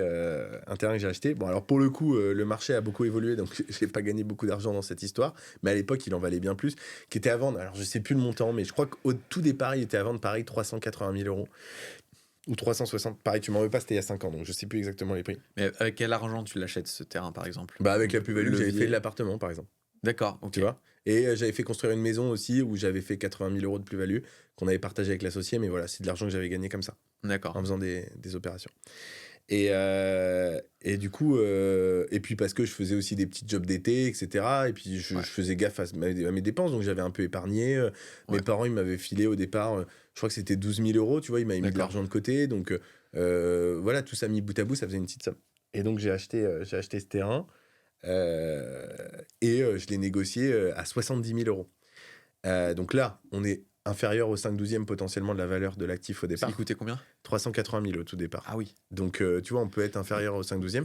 Mais le truc, c'est que vu que c'était une liquidation judiciaire, et que du coup, c'était le juge qui décidait du prix, bah, le juge ne sera pas retoqué. Donc, c'est lui qui a mis son tampon. Donc là, dans ce cas-là, tu peux passer un peu outre ces 5/12e. Mais là, c'est que tu as fait une négociation de dingue ou ouais. Ou tu as juste proposé une offre? Négociation de dingue. Tu veux... en fait, le gars, je le connaissais, celui qui me l'a vendu. Mais il y a quand même 300 000 euros de delta, quoi. Ouais.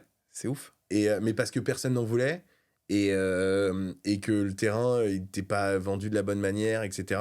Bon, après, là, aujourd'hui, je l'ai revendu à Next City, c'est en cours, et je le revends 130 000. Donc, tu vois, je fais pas une grosse plus-value non plus, parce que entre le moment où j'ai fait l'offre et aujourd'hui, bah, les taux, ils ont fait x2, x3, parce qu'on est passé de 1 à quasiment 4-5, et les prix de la construction, surtout, ont beaucoup augmenté. Donc, un lotissement, voilà, ça n'a pas été une opération aussi florissante. Je pensais que j'allais faire beaucoup plus d'argent que ça. Mais et tu vois, finalement, j'ai bien fait de l'acheter pas cher parce que sinon, si je l'avais acheté 150 000, j'aurais probablement perdu de l'argent. Parce que le marché est pas toujours. Tu vois, il est en croissance sur le long terme, mais des fois, il peut y avoir des pics. Ou localement, peut-être, ça peut être ça aussi. Non? Alors, ça peut être local, et surtout, ça dépend en fait des taux. C'est les taux des banques qui décident des prix du marché. Alors, ça, faut qu'on en parle. Parce que, en fait, plus ils sont bas, plus les prix augmentent. Parce que du coup, les gens peuvent emprunter plus et le coût de crédit leur coûte moins cher. Et plus ils sont hauts, plus ça. Donc, ça joue beaucoup. Donc, les taux, est-ce que c'est un truc que tu négocies avec la banque ou est-ce que c'est un truc qui est fixe sur tout le marché, qui change? Non, Comment ça se se négocie passe? avec la banque selon ton profil, etc. Là, actuellement, au moment où on parle, des taux autour des 3,2%, nous, c'est ce qu'on voit passer, entre 3 et 3,2%. Et après, selon ton profil, ça peut être un peu plus, selon combien t'empruntes aussi, ça joue. Mais bon, si grosso modo, là, d'ici fin 2025, alors ça peut changer. Parce que là, je sais pas si tu sais, mais en gros, le 12 septembre, donc vendredi, il y a, tu sais, il y a des agences de notation. Je sais pas si tu es au courant de ça. Non. En gros, tu as des agences de notation internationales qui donnent un avis sur un pays. Ok. Tu connais, tu vois un peu comment ça s'est passé ou pas, la crise des subprimes? Ouais, je vois tout Avec ça, les ouais. triple A, etc. Ça te parle, ça ou pas? Oui, ça me parle, mais peut-être pour expliquer, c'est en gros. En gros, tu as des classements sur des classes Ouais. d'actifs qui sont classés triple A, double A, Donc, A. c'est-à-dire du meilleur au moins bon. Voilà, quoi. Genre, exactement. ça, c'est un Et je sais produit. plus à combien ça va, mais je crois qu'il y a du B, du C, enfin je sais plus exactement, mais en gros c'est ça. Et là Ouais. aujourd'hui on doit être encore triple A ou donc du coup sur les marchés internationaux, on répond aux exigences de beaucoup de gros fonds de pension, fonds d'investissement qui vont placer l'argent sur des pays D'accord. comme le nôtre, qui vont prêter de l'argent parce que l'État français Donc là, emprunte. c'est l'immobilier français qui est triple A? Non, Ou c'est le marché, c'est la France. ou le- Genre les obligations de la France. D'accord. La France emprunte, d'accord. elle émet des de obligations. la dette, les dettes La de dette de la la France. dette de la France. Ok. Sauf que si, ce qui devrait être le cas, mais bon, après, il y On sait jamais. y a des. Le truc, c'est que j'ai appris il y a pas longtemps, alors j'ai pas vérifié, mais a priori, c'est nous qui payons c'est la France qui paye. Le Enfin, mec qui note. voilà. Et on est triple A. Donc voilà. Donc, tu vois, avec tout ce qui se passe, l'économie où on te dit Ouais. que c'est déficitaire, là, les gouvernements qui font que sauter, etc. Il y a un économiste qui disait que, a priori, on devrait peut-être être A. Mais sauf que ça a un impact global. Parce que la France, c'est un pays important de l'Union européenne. Et l'Union européenne, c'est un enjeu important pour l'économie dans le monde. Donc, en fait, il y a aussi des répercussions qui peuvent être liées à ça. Cela dit, si on est vraiment relayé à A, là, le 12, donc Demain. voilà, Au on jour est, où on est le 11. enregistre, oui. Bon, bah voilà. Bah, Demain. vous savez déjà, du coup. Voilà. vous savez déjà. Bon, a priori, probablement pas, et je le souhaite pas. Mais si on est relayé au A, bah là, du coup, on va ne plus être dans le spectre de ces investisseurs. Parce que Donc eux, ça ils va veulent plus les investir intéresser. que sur des trucs safe. Ouais. Et donc, du coup, ça veut dire quoi? Ça veut dire qu'on va aller sur des trucs moins safe, qui font des taux à des taux plus élevés. Et donc, du coup, on augmente les taux. Bon, cela dit, la Fed a annoncé a priori hier, donc la Fed, c'est l'équivalent de la BCE aux États-Unis. Ils ont annoncé une baisse de 0,5% des taux de crédit. Donc, probablement que la BCE va tendre vers ça. Mais encore faut-il que la France, nous, on n'emprunte pas à trop cher.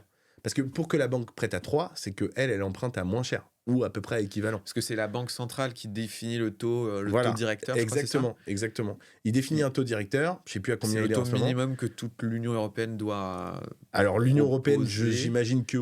Alors ça, j'avoue, je sais pas trop. La France, en tout cas, la France. Et les autres pays, je sais pas s'ils le font pour l'Union européenne. Je suis pas sûr. Peut-être que D'accord. c'est chaque pays après qui a. En fait, il y a un taux directeur au plus bas. D'accord. Et après, en fonction des pays, peut-être qu'ils font des ratios. Justement, si t'es A, double A, triple A, enfin selon ton classement. Ok. J'imagine que c'est lié Donc à t'as ça aussi. plus ou moins de taux. Voilà, c'est ça. En tout cas, nous, on a un taux qui est intéressant. En fait, la France, vraiment, ce qu'il faut garder en tête, c'est que c'est un paradis pour l'investissement immobilier. Parce qu'on a des taux fixes, des taux qui sont quand même encore relativement bas, même là à 3%, ça reste raisonnable. Et on a une économie qui est globalement stable. Bon, en ce moment, c'est un peu moins vrai, mais sinon, normalement, on est quand même hyper stable. Donc, c'est vraiment hyper intéressant pour s'enrichir. Et donc, si, pour aller au bout de la réflexion, si on passe en A demain, bah là, ce qui est relou, c'est que du coup, on devrait emprunter à des taux plus élevés. Et donc, si là, les taux deviennent à 5, 6, 7, 8%, là, c'est bien moins intéressant, en effet. Parce que pour qu'on se rende compte, si j'emprunte 100 000. Ouais. Taux 3%, par exemple. C'est réaliste à peu près. Ouais, là aujourd'hui c'est ça. Ouais. 3%. Qu'est-ce que ça veut dire? Ça veut dire que si j'emprunte sur 10 ans sur ou 20 ans, sur 20 ans. Sur 20 ou 25 ans, c'est ce que les gens font en général. Sur 20 ans. Donc en fait, le crédit, combien va coûter le crédit? C'est 3% par an. 3%, parce qu'on pourrait croire que c'est 3% des 100 000. Au total, mais non, mais c'est en fait, 3% par an. Donc c'est pas, c'est donc tous les ans, ouais. C'est 3% de ce qui reste à rembourser. Ok. Donc, in fine, ça fait un vrai montant. x2, quoi. Bah, ouais, il faudrait faire le calcul, mais 3%, t'es peut-être un peu moins de x2, mais ouais, faudrait faire le calcul, tu sais, avec 3 et le petit machin. Mais, exposant, voilà, c'est ça. Mais exposant 20 et tu regardes combien ça te coûte, mais ouais, je n'ai pas les chiffres exacts, mais. Donc, la première année, tu payes 3 000, par exemple, c'est ça? Tu payes. Alors, au départ, tu rembourses principalement les intérêts. En fait, tu as des tableaux où ils te mettent les intérêts et la Ok. banque te fait rembourser les intérêts et après, à la fin, tu rembourses le crédit. Mais en gros, ils te disent, OK, je pars un crédit t'empruntes 100 000. J'avoue, je sais pas exactement, mais disons qu'il te coûte 50 000 le crédit. Au départ, tu vas rembourser, je sais pas, 80% d'intérêt, 20% de crédit. Et puis, plus ça va aller, plus. Parce que eux, leur intérêt, c'est que si tu rembourses plus vite, il te reste plus de crédit et que tu es payé une bonne partie des intérêts. Ouais. Et d'ailleurs, autre truc, tu me disais tout à l'heure, si tu vas avoir une banque, qu'est-ce que tu négocies ? Tu peux mettre une clause de non-indemnité de remboursement anticipé. Parce que si tu achètes ton bien et que tu veux le revendre, comme on disait tout à l'heure, à 5 ans, parce que tu as 25 ans, que tu habites à Paris et qu'à 30 ans, t'en as marre de la vie parisienne, où tu as des gamins et tu veux retourner là où tu viens, du coup, tu vas revendre ton actif parce que maman, elle va vouloir que tu achètes une... Et tu as remboursé les intérêts et pas le prêt, quoi, c'est ça ? Alors, tu as remboursé l'intérêt, mais surtout, ça, de toute façon, quoi que tu fasses, tu auras à le faire. Ouais. Mais si, tu m'as coupé en plus dans ma blague, j'allais faire une blague. Merde. Je veux dire, si maman, elle veut des gamins, mais non, mais si les femmes investissent, ça sera papa qui veut des gamins. Mais t'arrives à Montluçon, parce que tu viens de Montluçon, et tu t'es parti de Paris et t'as acheté ton bien, tu seras content d'avoir tes 70 000 euros, si on reprend l'exemple de tout à l'heure, pour pouvoir les apporter dans une résidence principale, parce qu'à ce moment-là, ce sera quelque chose d'intéressant pour toi. Et si tu en as fait 2-3 des projets, tu auras peut-être plus d'apports à mettre. Donc là, dans ce cas-là, ça vaut le coup de le faire. Et je sais plus pourquoi je disais ça, mais... Parce qu'on était sur le remboursement du prêt. Oui, voilà, c'est ça. Et du coup, pardon, merci, mais pas d'indemnité de remboursement anticipé. Et donc, si tu rembourses au bout de 5 ans, ça te permet de ne pas avoir d'indemnité de remboursement anticipé, comme son nom l'indique. Donc, voilà, ça te permet de ne pas avoir de surplus à payer. Okay. Parce que si tu rembourses plus vite, tu vois, ton crédit est sur 20 ans, mais tu revends au bout de 5 ans. Ouais. On va te dire, OK, tu rembourses plus vite. Du coup, nous, on avait prévu de gagner, je sais pas, 50 000 grâce à ton crédit. Du coup... rembourse-le tout de suite, quoi. Tu rembourses tout de suite, mais du coup, on te met une petite surprime parce que tu rembourses plus vite. Du coup, nous, on gagne moins d'argent. Donc, voilà. Donc, si tu négocies ça, tu l'as pas. Tu peux avoir cette clause. Ouais, ça se négocie assez facilement. Donc, à négocier, c'est par exemple cette clause-là que tu viens de dire. Non-indemnité de remboursement anticipé. Tu peux négocier le taux aussi, du coup ? Ouais, tu peux négocier le taux. Bon, en général, tu négocies pas de beaucoup, hein, mais pareil, c'est la même chose. Le banquier, en face, c'est un commercial. T'emmènes au resto le banquier. Voilà. Tu lui mets un petit coup dans le nez. Non, mais le truc, c'est que plus tu négocies le taux, moins lui, il est gagnant. Voilà. Ouais, en fait, il faut trouver le deal, quoi. Voilà, il faut pas tirer trop la couette vers toi parce que sinon, à un moment donné, ou alors tu le fais, mais tu le feras qu'une fois. Parce que le mec, tu vas pas rebosser avec lui. Ouais. Voilà, c'est ça. C'est comme quand tu vas négocier avec un prestat, le mec, s'il a besoin, que tu lui dis c'est 100 balles la journée, il va te le faire, mais il reviendra pas bosser avec toi, quoi. Il va te dire, la prochaine Donc, toi, l'intérêt, c'est aussi de tisser la relation voilà, avec le sur banquier du long terme. Et puis de refaire des opérations. Donc, c'est voir avec lui jusqu'à combien il peut aller. Grosso modo, actuellement, si vous avez un taux à 3,2%, c'est très bien. C'est le prix du marché. Si vous avez moins, tant mieux. Si vous avez un peu plus, il faut comprendre pourquoi. Parce que peut-être que vous n'avez pas un super profil emprunteur, parce que vous n'avez pas d'argent de côté, parce que vous vivez comme un Américain, j'en sais rien. Parce que, voilà. Parce que vous avez une sale gueule. Ça, en général, ça marche pas, mais ça pas. peut. mais donc voilà, et puis après, vous négociez un différé le plus long possible dans la mesure du possible. Essayez aussi de négocier sur le temps le plus long possible. Pourquoi ? Parce que... Le prêt ? Oui, c'est plus facile de rembourser plus vite un crédit que de l'allonger ensuite. D'accord. Donc si vous empruntez sur 25 ans, ça sera plus facile de rembourser plus vite, parce que vos mensualités, elles seront lissées. Alors que si vous empruntez sur 10 ans, après, pour renégocier et l'avoir sur 20 ans, c'est compliqué. Et puis, autre truc aussi, gardez en tête que vous pouvez renégocier votre taux. C'est-à-dire que vous l'actez à un instant T. C'est-à-dire qu'aujourd'hui, il peut être à 3%.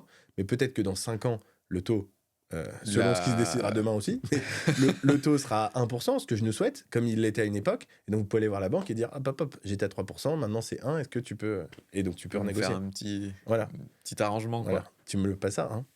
Donc, voilà. Ça peut se faire aussi. Donc déjà, si vous négociez ces 3 points-là et que vous avez projet ou vous arrivez à trouver un projet à 8-9% de rendement, déjà, vous ferez un truc sympa. Donc là, du coup, tu as ton prêt, tu vas acheter le bien. Différé total. Total. Au lieu de différé partiel, ça vous permettra de ne pas payer les intérêts, vous les paierez plus tard. Ça vous permet vraiment de mettre du cash de côté. Pareil, ça dépend de votre situation. Si vous avez beaucoup de cash de côté, que vous n'avez pas besoin, un différé partiel peut être suffisant pour mettre un peu de cash de côté. Si vous avez pas beaucoup de cash et que ça vous permet de recréer de la trésor. Parce que ce qui est intéressant et qu'on n'a pas dit, mais c'est que du coup, les 60 000 euros que tu crées, ou 45 ou 50 000, peu importe selon le montant, tu peux les réutiliser ensuite pour refaire un autre projet, si on te redemande de l'apport. Donc tu vas faire levier sur cet argent que tu as eu d'avance. C'est ça. Et quand on dit levier, c'est-à-dire que tu vas pouvoir avoir un autre prêt et faire travailler l'argent de la banque encore davantage. Exactement. Et au final, c'est pas vraiment l'argent que tu mets de côté de ton salaire qui va faire le plus de ton patrimoine, c'est davantage l'argent de la banque sur lequel tu fais levier, quoi. C'est ça l'idée. Oui, Enfin, c'est les deux après. Oui, mais... oui, c'est ça. Oui, c'est les deux. Le fait de travailler, ça rapporte de l'argent. Moi, je pense que l'immobilier, c'est une solution. Pour moi, la solution quand même pour s'enrichir le plus rapidement, mais qui est dure et qui est aléatoire, c'est l'entrepreneuriat. Hein. Si tu te débrouilles bien, tu peux quand même très bien gagner ta vie. On en connaît, hein, qui ont vraiment changé de vie et qui ont vraiment bien gagné leur vie. Ouais. L'immobilier, pour moi, ça vient compléter. Et deux, pour celles et ceux qui n'ont pas envie de se lancer dans l'entrepreneuriat, ce que je peux comprendre, c'est vraiment une solution sur du temps très long. Du temps très long, ça dépend. Si ton but, c'est d'avoir 50 000 € de côté, on l'a vu, ça peut aller assez vite, ça peut se faire assez rapidement. Si ton but, c'est d'avoir un patrimoine qui fait 2 millions d'euros, il faut accepter que ça va prendre du temps. Mais si vous commencez à 25 ans, tu vois, le médecin avec qui j'étais tout à l'heure, on disait, tu vois, l'année dernière, il a fait un projet à 250, là, on va faire un projet à 400 000. En fait, s'il fait un projet à 350 000 par an, ça fait 3,5 millions. Avec la valorisation des actifs potentiels sur 10 ans, peut-être qu'il aura 4 millions d'euros d'immobilier avec du remboursement encore d'ici 10 ans. Mais tu vois, à 20 ans, grosso modo, il aura 4 millions d'euros d'immobilier qui travaille à 8%. C'est pas négligeable, quoi. Ouais. Ça fait... J'essaie de calculer, mais... 4 000 € à 10%, ça ferait 400 000 par an, donc disons 350. Ouais. Ça fait quand même 30 000 € par mois. Alors, à ce moment-là, tu auras de l'imposition et tout dessus aussi. Mais même s'il te reste 20 000, c'est quand même une belle complémentarité à ta retraite. Mais c'est une forme d'entrepreneuriat aussi, l'immobilier, si tu le fais toi-même.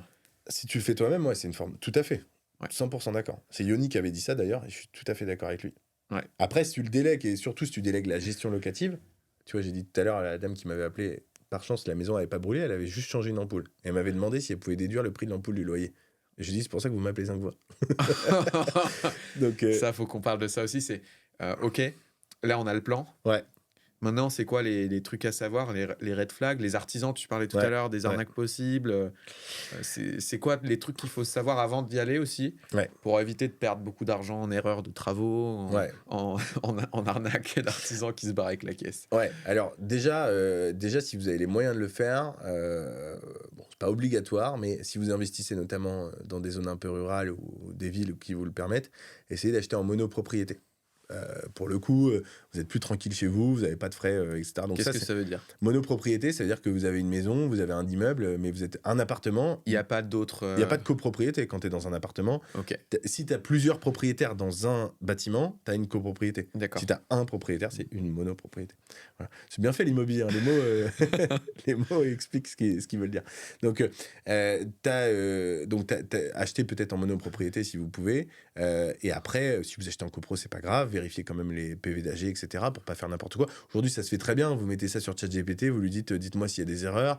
Bon, vous pouvez vérifier derrière et relire, mais ou Mistral, puisqu'ils viennent, on lisait tout à l'heure, de lever des fonds, donc on essaie de supporter un peu la France. Les Frenchies. Mais sinon, allez chercher un bien qui correspond à ce que vous dites. Faites passer, si vous avez... alors, tenez pas compte de la vision, parce que pareil, autre chose, c'est comme l'entrepreneuriat.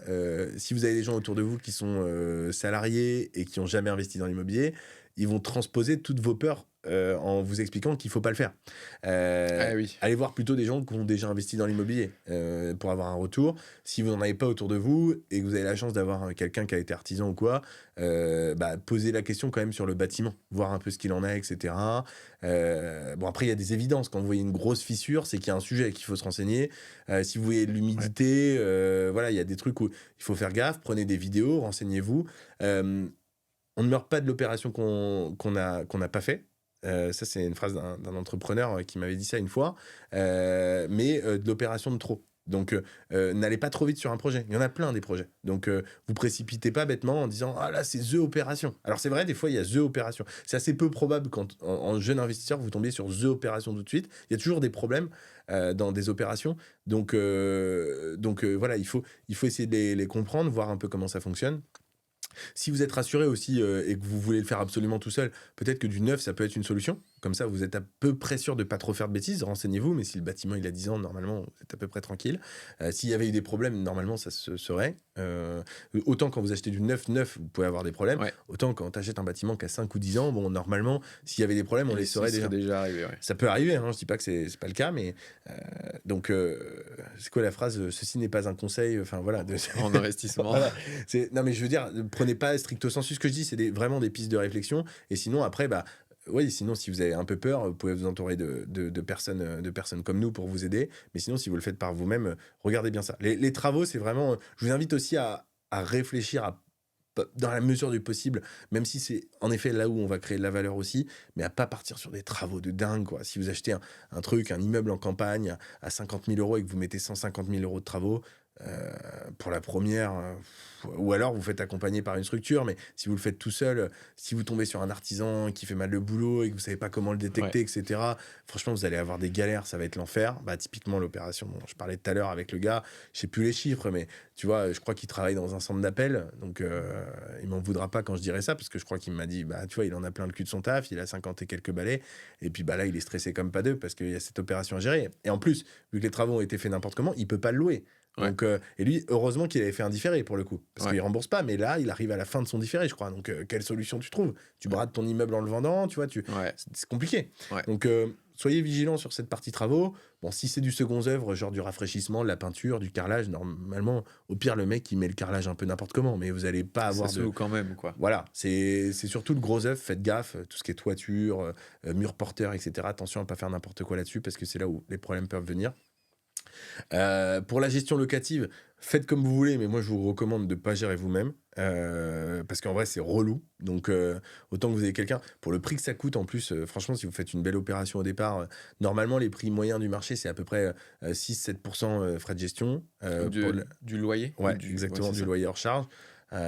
Donc franchement, donc 1 000 euros de loyer, 70 euros c'est ça, exactement, de frais de gestion. Exactement. Pour pas être au téléphone avec des locataires, pour pas trouver le locataire, pour pas s'en occuper. Dès qu'il y a un problème, c'est pas toi qui t'en occupes. Et franchement, ça fait la différence. Hein. Parce qu'en fait, il y a la charge mentale. Le locataire, vous pouvez avoir des locataires qui vont. Moi, j'ai un locataire. Là, je l'ai gardé en direct parce que il m'a jamais cassé les couilles. Ça fait 5 ans qu'il est là, il m'a jamais cassé les couilles. Il paye son loyer rubis sur l'ongle, il est pas relou. Mais le reste. Tu vois, la meuf qui t'appelle pour une ampoule. Une ampoule, c'est un exemple, mais il y en a. Il doit y avoir bien. Il t'envoie des textos pour rien. Et puis, quand t'es chez toi et qu'il est 23h le soir et que t'es devant la télé et t'as autre chose à faire que recevoir le SMS du locataire qui va te dire il n'y a plus d'eau chaude. Flemme, tu vois. C'est de la charge mentale. Donc, après, ça dépend comment les gens le gèrent. Si jamais ils ont. Mais moi, je recommande en tout cas Quel risque aussi avec les locataires qui payent plus, qui squattent?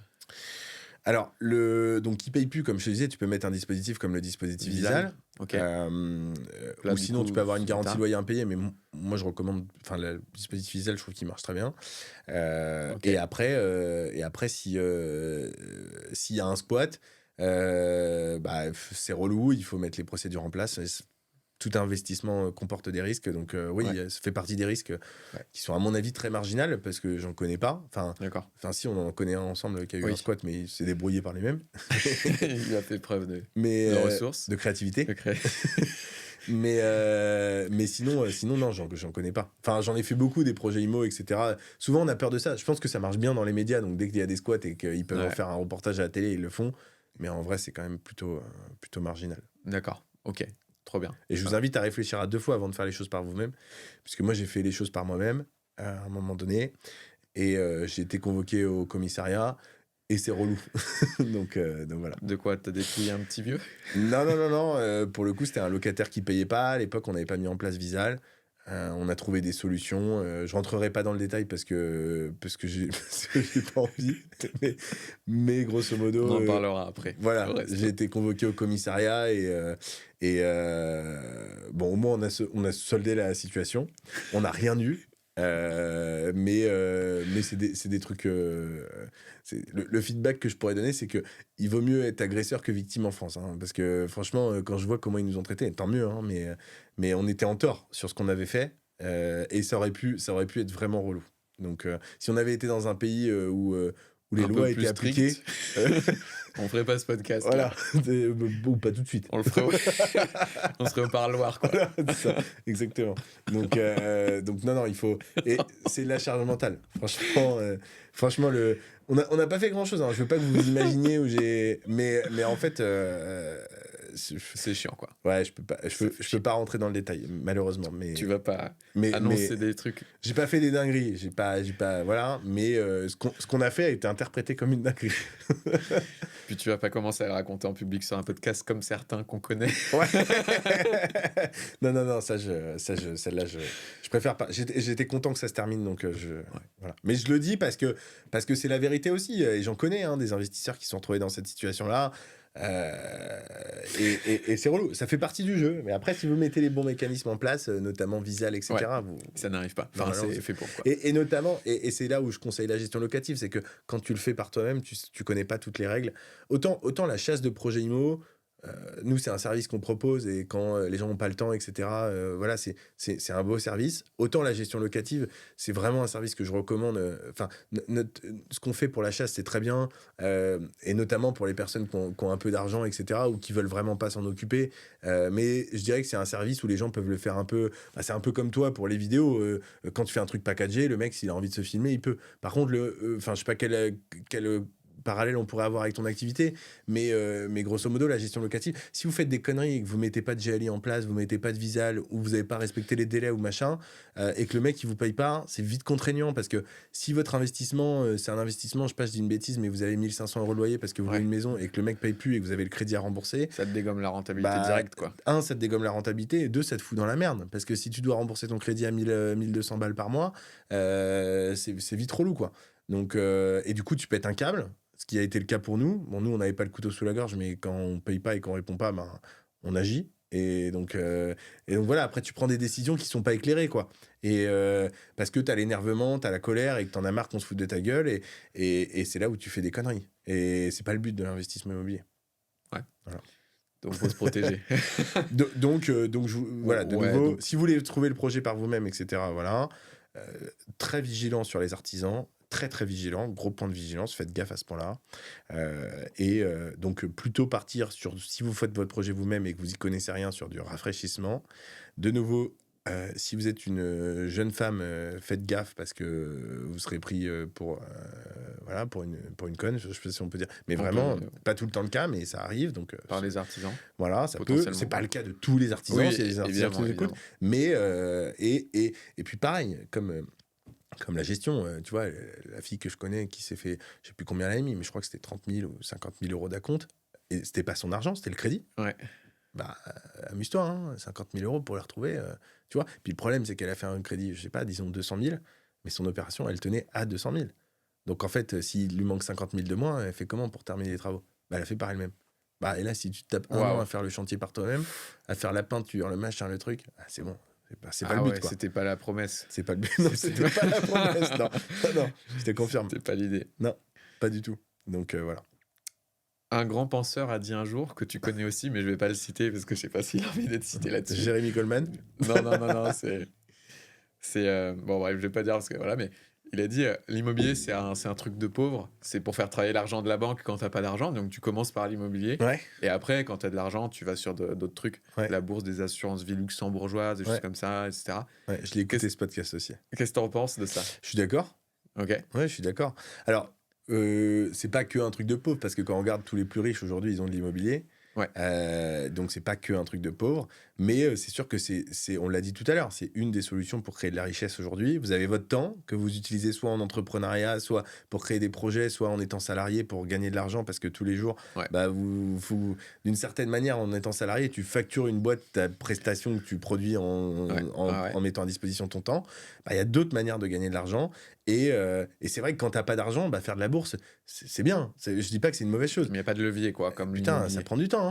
Si tu mets 100 € par mois sur le S&P 500, avant d'avoir de l'argent, il va s'en passer des années. Donc voilà, je dis pas, l'un va pas sans l'autre, les deux sont complémentaires. C'est vrai que quand tu as beaucoup d'argent, si tu as beaucoup d'argent et que tu as vraiment envie d'avoir zéro emmerde, la bourse, c'est probablement une bonne solution. Ça, c'est clair. Mais pour créer ça, ben, c'est comme l'entrepreneuriat, quoi. Si tu veux gagner plus d'argent, bah, si tu veux être tranquille et qu'on t'emmerde pas, on va me tirer dessus, mais tu te fous fonctionnaire. Non, mais j'exagère, mais j'ai des parents qui sont dans le public, donc je peux me permettre. Mais non, mais si t'as pas envie qu'on t'emmerde, tu fais un taf où on va pas t'embêter. Si tu veux gagner de l'argent, bah, ouais, il va falloir que tu te bouges le cul et donc tu vas stresser. Il y a des nuits, toi, ça a dû t'arriver. Tu te réveilles le matin, t'es en sueur parce que voilà, tu as des problèmes parce qu'il y a la pression financière, tu grinces des dents, t'as mal au cou. Tu reçois un petit courrier de voilà, c'est ça. Voilà.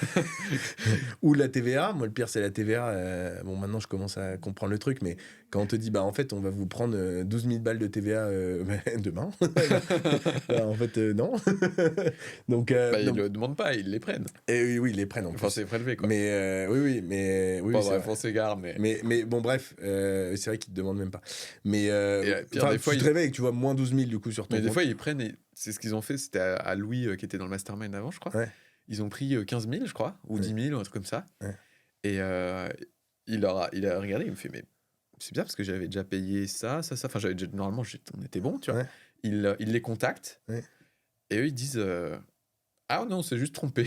Ah bon 6 mois plus tard, il lui avait toujours pas rendu. Ouais. Bah oui. Non, mais l'État a tous les droits. Mais d'un autre côté, tu vois, là où c'est positif, c'est typiquement pour du Visal. Parce que du coup, c'est l'État qui récupère l'argent. Ouais, et du coup, ils directement sur les comptes. Ouais, ok. Et ils mettent la pression, les locataires. Ils savent que s'ils jouent avec Visal, ils ont de fortes chances de perdre. Donc ça redistribue les cartes d'un autre côté. Ouais, donc c'est ça, tu peux en faire ton allié aussi, quoi. Voilà, c'est ça.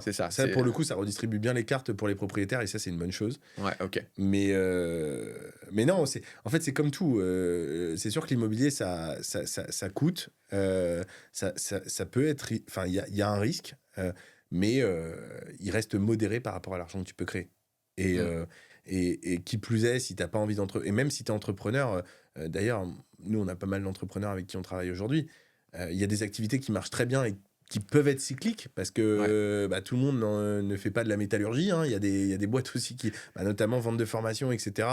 Je sais pas, je dis une connerie, mais l'image, elle est plus bonne ou les pubs, elles fonctionnent pas ou j'en sais rien, l'acquisition n'est plus la même. C'est bien d'avoir quand même des socles d'actifs, typiquement l'immobilier, qui peuvent être intéressants. Après, l'immobilier, si c'est bien délégué, tu vois, aujourd'hui, moi, les biens que j'ai, si ça me prend 1 heure par mois, c'est le maximum. Ah ouais. Donc, ouais, franchement, 1 à 2 heures maximum, tu vois, c'est lire des mails de temps en temps. Tu vois, là, tout à l'heure, j'ai lu un mail, j'ai un local commercial, le locataire va partir. Ok. Bon, ok, tu dois faire une action... non, j'ai rien à faire, juste ils me préviennent, tu vois. D'accord. Mais bon, ça prend 10 minutes. Enfin, tu lis le mail pendant 5 minutes, voilà. Quand t'as tes loyers, tu les reçois, tu checks si t'as bien tout reçu. Et je sais pas si c'est indiscret, t'es pas obligé de partager si tu veux pas, mais toi par exemple, t'as combien de biens immobiliers ou t'as fait combien d'opérations alors moi j'ai combien de biens? J'en ai 8, 9. Là aujourd'hui j'en ai, alors de biens immobiliers loués j'en ai 13. Et après en terrain, parce que du coup j'ai le lotissement et j'ai 2 autres terrains à côté. J'ai un terrain qui va être divisé, donc qui est revendu à Next City, je l'ai dit tout à l'heure, qui représentait 31 lots. Et j'ai 2 autres terrains à côté de 500 mètres carrés. Donc tout ça c'est des choses qui t'appartiennent? Ouais. Où tu rembourses encore des prêts avec les loyers qui les remboursent? Les terrains, non, parce que je les ai achetés cash. Ok. Bon, ça m'a mis une belle épine dans le pied parce que du coup, c'est une opération qui dure depuis 3 ans. D'accord. Voilà. Mais bon, aujourd'hui, c'est en revente à Next City, mais ça prend beaucoup de temps. Quand Next City achète, ça prend du temps. Donc ça, je l'ai acheté cash. Et après, les autres biens, alors il y en a 2 où il n'y a plus de crédit. Et le reste je rembourse. Il doit me rester... je sais plus combien il reste de crédit, mais genre un truc comme 180 000 ou un truc comme ça. Ok. Voilà. Mais j'ai pas fait d'opération immobilière depuis 2 ou 3 ans. Post-terrain, en fait. J'ai mis beaucoup de liquidité dedans. Okay. Aujourd'hui, parce qu'en fait, il a fallu que je fasse un permis d'aménager. Il a fallu que je remette de l'argent. Donc, j'ai mis 110 000 € de ma poche il y a à peu près 3 ans.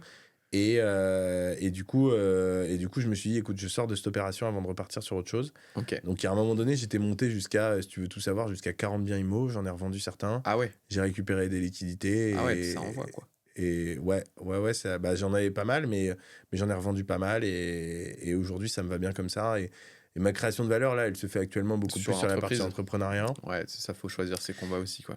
Mais demain quand tout sera liquidé d'un point de vue lotissement, etc., et que j'aurai récupéré le cash et que je me sentirai de le faire aussi. Parce que, tu vois, souvent, on me dit...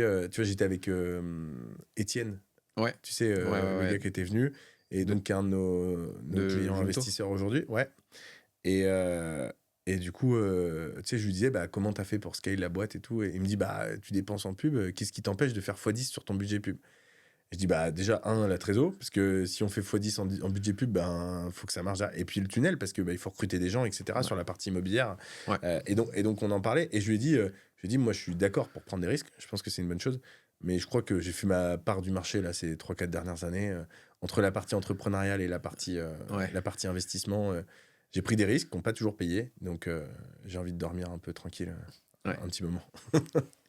Mais c'était aussi pour montrer pour qu'on se donne une idée. Ouais. Parce que toi, tu es relativement jeune, tu vois. Tu as 27, 26, 26, 26 ans.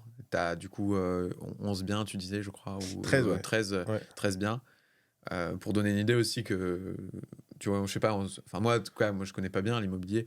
Mais après, tu sais, 13 biens, ça peut être, tu vois, quand c'est des maisons, alors là, c'est un peu plus pour le coup, mais si c'est des maisons à 30 000 euros, tu vois, c'est aussi pour flex. Parce que tu dis j'en ai 40, mais si tu as 40 biens qui valent 30 000 euros, tu peux avoir 2 appartements à Paris, et tu vois ce que je veux dire? Ouais. Le nombre de biens, ça veut pas forcément ça veut pas dire grand-chose, en fait. Ok. C'est bien pour flex sur les réseaux sociaux, mais c'est tout. T'aurais pas dû expliquer ça, ils auraient cru que t'étais... Non, mais parce que je veux remettre l'église au centre du village. Parce que la réalité, c'est que ça marche bien, c'est que j'en suis très content, c'est que ça nous a généré de l'argent, et aujourd'hui, j'en fais même mon activité, donc ça se passe bien, et moi, je pense que c'est vraiment un levier, mais qu'il faut faire preuve de réalisme, et que moi, il y a un moment donné, je me suis senti plus beau que ce que j'étais. Quand j'ai acheté le terrain, j'avais fait mes calculs, j'allais gagner quasiment 1 million d'euros. La marge, c'est ce que je devais faire. Mais sauf que c'était sans compter l'évolution du marché. Et donc aujourd'hui, je n'ai pas revendu 1 million, j'ai revendu 130 000. Donc j'ai mis du temps à faire le deuil de tout ça. Et c'est vrai que sur les réseaux, on a tendance à voir des gens qui réussissent très vite, très jeunes, et on en connaît. Oui. Mais il y en a combien ? Enfin, sur le nombre qu'on a rencontré, il y en a combien tu vois pas les autres, quoi. qui réussissent comme ça? C'est marginal. Enfin, des mecs, on en parlait, comme Fabien et Lucas, t'en croises jamais. Et pourtant, on est dans cet écosystème-là, tu vois. Ouais. Donc, il y a des gens qui réussissent. Tu réussis quand tu réussis comme beaucoup dans le mastermind, quand tu as 30, 35, 40, parce que tu as commencé quand tu avais 20, 25, et que ça fait 10, 15 ans que tu es là, et qu'au bout d'un moment, ça paye. C'est ça, ouais. Mais c'est ça la réalité de la vie. Donc, tu pompes au puits, tu pompes, voilà. il n'y a rien qui vient, et puis un jour, ça vient. Exactement. Voilà. Exactement. J'ai une autre image en tête. Et donc, ouais.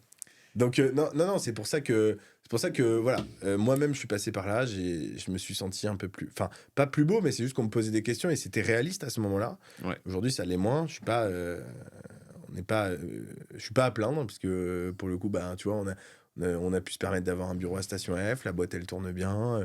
On a une équipe, aujourd'hui, de 9 personnes, je crois. Ouais, 9.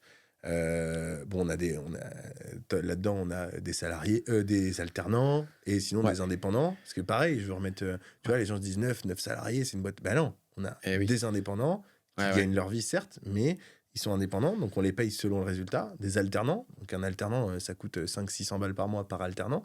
Donc voilà, on n'a pas des boîtes qui font des millions. Néanmoins, c'est en croissance, ça se développe bien. Tu vois, cette année, je pense qu'on va faire un peu plus de 500 000 euros de chiffre d'affaires sur du service. Cool. Donc c'est cool.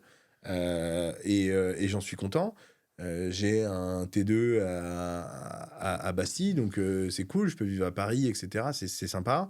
On a fait des études aussi, donc nous, on s'est lancé un peu plus tard, même si on s'est lancé après, un peu en même temps que les études. Ça met du temps à se lancer au départ. Ouais. Aujourd'hui, je pense qu'on a la chance d'être bien accompagné, d'être bien entouré par des gens qui ont bien réussi, mais quand tu regardes, la majorité, ils ont déjà 35-40 ans. Enfin, les gens dans le mastermind qui cartonnent, qui ont bien réussi. Et quand ils avaient notre âge, ils étaient à notre niveau, ou parfois même pas. Donc, donc ça prend du temps, il faut l'accepter. Et j'espère qu'on suivra ces traces-là, et même qu'on arrivera à faire mieux. Mais aujourd'hui, je suis pas multimillionnaire avec l'immobilier. C'est ça que je veux dire, en fait. C'est que ça prend du temps, et qu'il faut l'accepter. Et qu'il y a des gens qui peuvent devenir riches avec l'immobilier, mais parce qu'ils avaient beaucoup de capitaux au départ. Oui. Tu vois, on a des investisseurs, ils empruntent beaucoup, bien plus que moi d'ailleurs, mais parce qu'ils ont des capitaux au départ qui font que ça leur permet d'accélérer. C'est ça aussi qui joue. Parce que c'est de plus en plus rapide, du coup, en fait. Bah, si tu gagnes, si tu fais, je vais te donner l'exemple si tu fais 100 000 euros ou 120 000 euros par mois de résultat avec ta boîte, Oui. de fait, tu peux lever plus de dettes. Parce que si tu gagnes 2 000 euros par mois, tu peux lever 200 000, mais si tu gagnes, tu vois, donc tu lèves 5, 10, 20, 30 millions d'euros, ah oui, ça fait la différence, c'est clair. C'est clair. Mais après, t'as besoin de sortir de Saint-Cyr. Ah, bah, c'est clair. Et donc, c'est pour ça. Que tu sois riche ou pas, je pense que l'immobilier, quand tu regardes, tu vois, on dit, bon, bourse pour les plus riches, mais un Bernard Arnault, il a beaucoup de... Xavier Niel. Xavier Niel, a priori, c'est pas une data que j'ai pas vérifiée, mais c'est le propriétaire foncier le plus riche de Paris. Sans rentrer dans le détail, aujourd'hui, il y a des gens, notamment une personne, qui gère une foncière. Bon, je vais pas trop rentrer dans le détail, mais où il y a des... voilà, je sais pas trop ce que je peux dire, donc je préfère pas dire de conneries, mais où il y a des investisseurs de cette trempe-là qui investissent dans l'immobilier massivement sur Paris et sur des métropoles françaises. Donc si ces gens-là le font, et quand je dis de cette trempe-là, c'est-à-dire des gens qui sont milliardaires, ils investissent dans l'immobilier. Donc c'est qu'il y a des intérêts à le faire quand même. Enfin, l'immobilier, c'est pour les pauvres, la bourse, c'est pour les riches. Oui, parce qu'il y a moins besoin d'argent au départ. Mais c'est pas parce que tu es riche que tu fais plus d'immobilier. Génial. Voilà. Je te propose un dernier truc. J'ai des extraits viraux sur les réseaux des idées reçues sur l'IMO. Je serais curieux d'avoir ton analyse de personnes qui exercent là-dedans, quoi. J'ai l'impression qu'on est dans 50 minutes inside avec Nicolas Aliagas, tu sais. Il montre les 5 extraits et qui dit « Donnez-moi votre avis ». J'avais un projet immobilier de base à 1 à 2 ans. Donc oui, ça pourrait constituer un apport. Là aussi, je suis un peu perdue parce il y a 2 discours. Il y en a qui disent qu'il faudrait mettre un minimum d'apport et payer un maximum de crédit. Et d'autres qui disent on pourrait presque payer cash. Enfin, plus on peut payer cash, mieux c'est. Et entre ces 2 discours... Ça dépend. Tout est vrai, en fait. C'est ça. En fait, ça dépend de ce qu'on vient de se dire. C'est-à-dire, est-ce que le crédit, il coûte plus cher que ce que l'investissement pourrait me rapporter? J'ai acheté une maison au début de 2020. Pareil.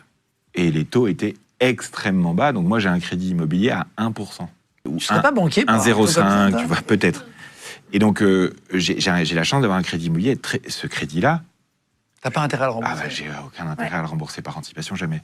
Et ce crédit-là, j'avais aucun intérêt à ce moment-là à mettre un apport... Donc la question, c'est est-ce que je suis d'accord ou pas avec ce qu'il dit ? Ouais, c'est ce que tu es d'accord.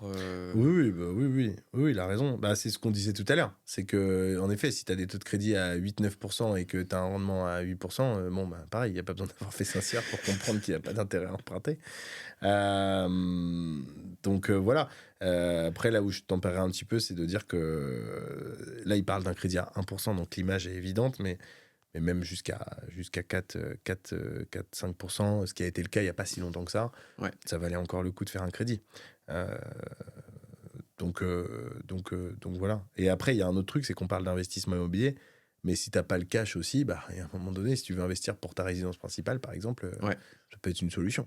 Nos parents, quand ils ont emprunté, quand ils étaient jeunes, ils avaient des taux comme ça. En fait, c'est toujours pareil. Tant que soit tu le fais parce que c'est une résidence principale et auquel cas t'as pas le choix parce que t'as pas les moyens et tu empruntes au taux, soit tu fais un investissement, là il faut que ton taux de crédit soit inférieur, qui est un différentiel le plus important possible par rapport à ton rendement. Si tu as des rendements, par exemple si on arrive à des taux de crédit à 10% mais que l'économie change complètement et qu'on arrive à avoir des taux moyens, des rendements à 20%, ça vaut le coup, tu vois. Donc tant qu'il y a un différentiel suffisamment important, ça vaut le coup. Il parlait d'un point de différence à gagner sur ces taux. Ça représente quoi en termes de chiffres sur un investissement de 200 000 euros justement? On va faire un calcul tout de suite. 200 000, durée 20 ans. Si on prend un taux, à 3%, qu'on ne met pas en jeu l'assurance, ça fait 1109 à 3%. Et si on avait des crédits sur du variable à 2%, on serait à 1012. Donc un gain de 100 euros par mois sur 240 mois. Un gain de un peu plus de 24 000 euros. Ça fait donc 12% d'économie de crédit. Énorme. Et alors moi, j'ai donné... il a fait le calcul, je ne vais pas remettre en cause son calcul, mais c'est ce qu'on disait tout à l'heure, que ça a évolué par rapport au taux. Le truc qui est... ça, c'est un tips pour aider. Avec les taux actuels, ça marche à peu près encore. Si vous empruntez sur 20 ans, vous empruntez par exemple 100 000 euros sur 20 ans, vous prenez votre somme, vous retirez de zéro, vous divisez par 2, et vous avez à peu près votre mensualité. Ok. Ça fait combien du coup? 100 000, je retire de 0. Ouais. Donc ça fait 1000. Ouais. Divisé par 2, 500. Voilà. C'est à peu près ça. Avec des taux à 2%, c'était ça. Donc à 3%, tu vois, tu rajoutes un peu, ça fait peut-être 550, allez, 600, on va dire. Et si tu fais sur 25 ans, tu devrais à peu près être là-dedans. Comme ça te donne une idée de la mensualité de remboursement à avoir. Donc il faudra rembourser 600 € par mois. Voilà, à peu près. Avec les taux actuels, c'est à peu près ça. D'accord. Et sinon, je ne vais pas remettre en cause ouais. ce qu'il dit. Probablement, s'il a bien fait le calcul, c'est bon. S'il est pas trop con. Mais oui, en effet, le taux fait une différence. Après, vu que c'est lissé sur les années, tu la vois pas énormément. Attends, j'en ai un là. Pourquoi l'immobilier n'est pas un bon investissement? Qu'est-ce que tu penses de l'investissement dans l'immobilier? Sur l'immobilier, donc les Français adorent l'immobilier, voilà, la pierre, le tangible. Et nous, en tout cas, ce qu'on voit souvent, c'est que les gens ne se rendent pas compte que ce n'est pas forcément très rentable d'investir en immobilier. Alors, il y en a qui font les choses très bien, et ça peut très bien se passer et être très, très rentable, etc. Il n'y a aucun problème. Par contre, les chiffres, c'est déjà, il faut en moyenne en France 14 ans et 7 mois pour qu'un achat de résidence principale soit plus intéressant qu'une location. Nous, on a des fois des clients, et même c'était le cas du coup de mes parents, qui en fait ont investi dans l'immobilier. Et quand tu fais le calcul net de toute fiscalité, net de charges, etc., net de vacances locatives, tu vois, parce que tu as toujours un locataire qui peut partir, et puis pendant 2-3 mois... Tu perds 2-3 mois le temps de retrouver un autre locataire. Bon, ça déjà, 2-3 mois le temps de retrouver un autre locataire, c'est que les mecs veulent pas bosser. Enfin, on l'a dit tout à l'heure, tu loues un logement. Alors après, si tu achètes au milieu de nulle part et que tu loues trop cher, évidemment, mais si tu fais ce qu'on a dit tout à l'heure et que tu regardes, t'as jamais 3 mois de vacances locatives. Ça n'existe pas. T'as quoi? T'as 15 jours Ou alors, tu fais une stratégie colocation et t'achètes une coloc et tu mets pas de salon et tu fais un truc où t'optimises au max. Mais sinon, en réalité, si tu te débrouilles bien, en fait, si tu loues en meublé, tu vas avoir un mois. Enfin, quand tu donnes ton préavis. De préavis, ouais. Donc, en fait, t'as un mois pour trouver. t'as un mois pour trouver. Donc, si tu te débrouilles bien... t'as 0 vacances locatives. En fait. Normalement, si tu te débrouilles bien, le matin, le locataire part, l'après-midi, il y en a un autre. Ouais. Enfin, j'exagère parce que des fois, il peut y avoir un peu plus de délai. Mais non, 3 mois de vacances locatives, ça, c'est pas vrai, ça. Enfin, ou alors les mecs, ils bossent pas. mais non. Alors, ce qui est vrai, c'est que quand tu délègues la gestion, souvent, tu le fais moins par toi-même. Donc, t'es toujours un peu moins... Enfin, le gestionnaire va être un peu moins impliqué parce qu'il gère beaucoup de logements. Oui, et puis c'est pas une affaire personnelle. Mais t'as pas 3 mois de vacances locatives. Tu peux avoir 10-15 jours si t'es en zone rurale et que ton locataire, il part le 15 décembre. Parce que les gens veulent arriver au début janvier, j'en sais rien. Mais non, pas sur le marché d'aujourd'hui. Peut-être qu'il y a 20 ans, c'était comme ça, j'en sais rien, mais pas aujourd'hui. Exactement. Alors, mes parents, ils ont eu encore d'autres problèmes. Il y a eu un squat. Peut-être qu'on en parlera. C'est pareil. En fait, ils cumulent tout, les mecs. Le squat, oui, tu peux en avoir, c'est ce qu'on disait tout à l'heure, mais c'est quand même très à la marge. Enfin, je serais curieux d'avoir la data, je ne l'ai pas, mais c'est comme souvent, on parle d'impayés. On a l'impression que c'est un truc monstrueux, mais la data, c'est 3% d'impayés en France. Enfin, tu vois, ça reste relativement faible. D'ailleurs, si l'État met un dispositif type Bizal en place, c'est qu'ils savent qu'ils peuvent... Enfin, tu vois, s'il y avait 50% d'impayés, ils le feraient pas. Donc, et oui, et donc il y a des dispositifs pour pas avoir ce problème. Et puis après, le squat, oui, ça peut arriver. Mais comme tu peux avoir un accident de voiture, c'est pas pour autant que tu conduis pas. Enfin, je veux dire, oui, il y a des risques. Après, prendre un exemple en disant que c'est pas rentable parce qu'ils ont eu un squat, c'est pas très objectif. Enfin... Là, tu n'as plus aucun loyer, et même tu n'as que de la charge, même taxes foncières, etc. Et d'ailleurs, pour rassurer tout le monde, ce que tu peux faire, et souvent les banques, elles le prennent, si tu as un squat ou même d'ailleurs d'autres moments où tu as besoin de faire rentrer du cash, tu peux demander à avoir un différé, par exemple, de 6 mois avec la banque. Souvent, ça s'arrête à 6 mois, mais tu peux avoir 6 mois de différé avec la banque. Donc, tu vois, si c'est un squat ou autre chose, je sais pas, tu as besoin de trésorerie, selon les conditions de ton crédit, il faut voir avec eux en amont, mais voilà, les banques, ils sont pas là pour te mettre non plus le couteau sous la gorge, et ils savent trouver des solutions pour différer le remboursement. Donc, je dis pas que c'est une solution facile, le squat, attention, mais en plus les lois ont tendance à évoluer quand même. Enfin, les politiques se rendent bien compte que c'est quand même de la connerie de laisser les gens puis ça fait peur aux gens en fait. Moi, combien de logements je récupère de gens grâce notamment aux pubs qu'on a expliqué tout à l'heure, les gens qui louaient même pas leur logement. Les logements qu'on récupère, les gens ils les louaient pas parce qu'en fait ils ont peur de tout ça. Donc le marché immobilier aussi est gangréné par ça. Pourquoi il y a une tension locative aussi forte? C'est qu'on a beaucoup de logements aujourd'hui en France qui sont pas proposés sur le marché de la location. Ah, c'est dingue. Et donc, en fait, quand tu fais le calcul, y en a beaucoup, ils ont un bien immobilier net de tout qui rapporte 2,5%. C'est un livret A globalement. Et tu pourrais... C'est pareil, même chose. Ok, un livret A, mais un livret A, si tu mets ton cash dessus. Mais là, on rappelle, et pour le coup, je reprends juste son exemple, hein, je dis pas que je suis d'accord, mais si tu prends un... Je suis assez étonné de voir ça sur Légende et qui disent ça, j'avoue, je l'avais pas vu passer celui-là. Mais en fait, ok, pourquoi pas, peut-être un livret A. Reprenons ce qu'il dit. Il y a squat, machin, livret A. Mais un livret A sur un crédit à 200 000 euros.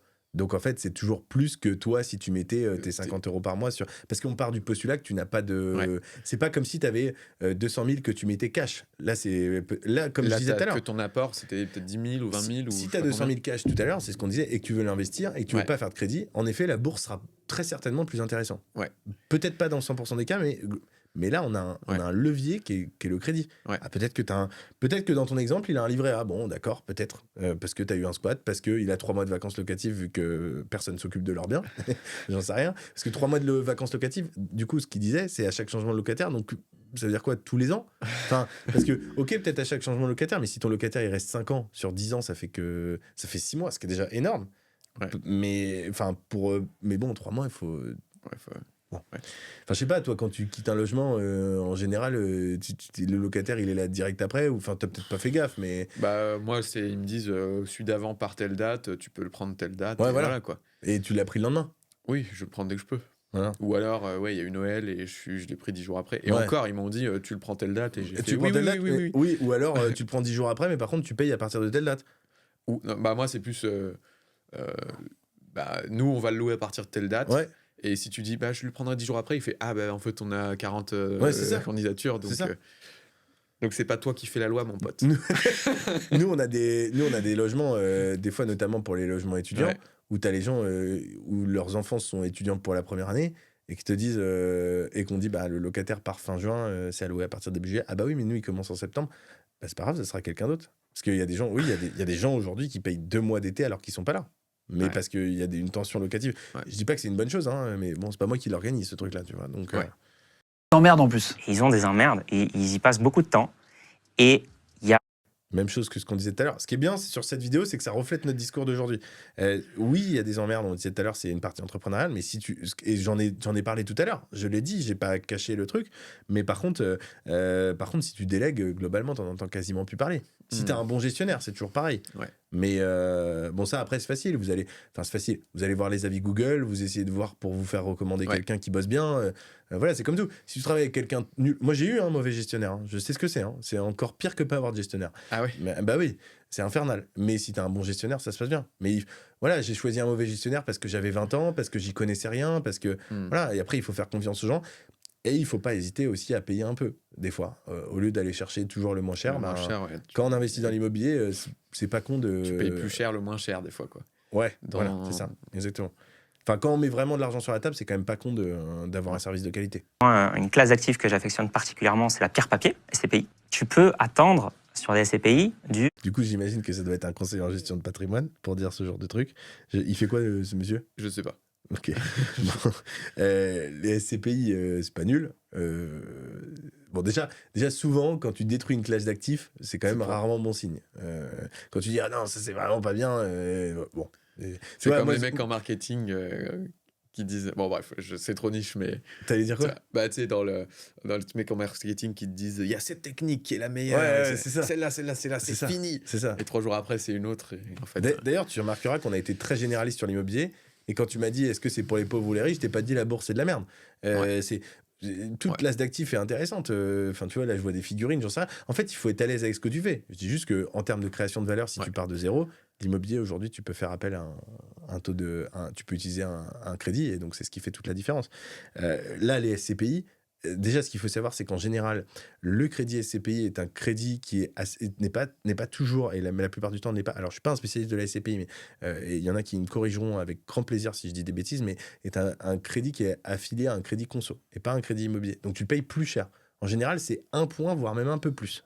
Donc, c'est-à-dire que là, tu vois, on est à 3, par exemple, tu es plutôt à 4. Et ensuite, les SCPI, ce qu'elles redistribuent, souvent est moins élevée. Alors, tu as des néo-SCPI qui vont te distribuer des gros rendements parce qu'elles viennent d'arriver.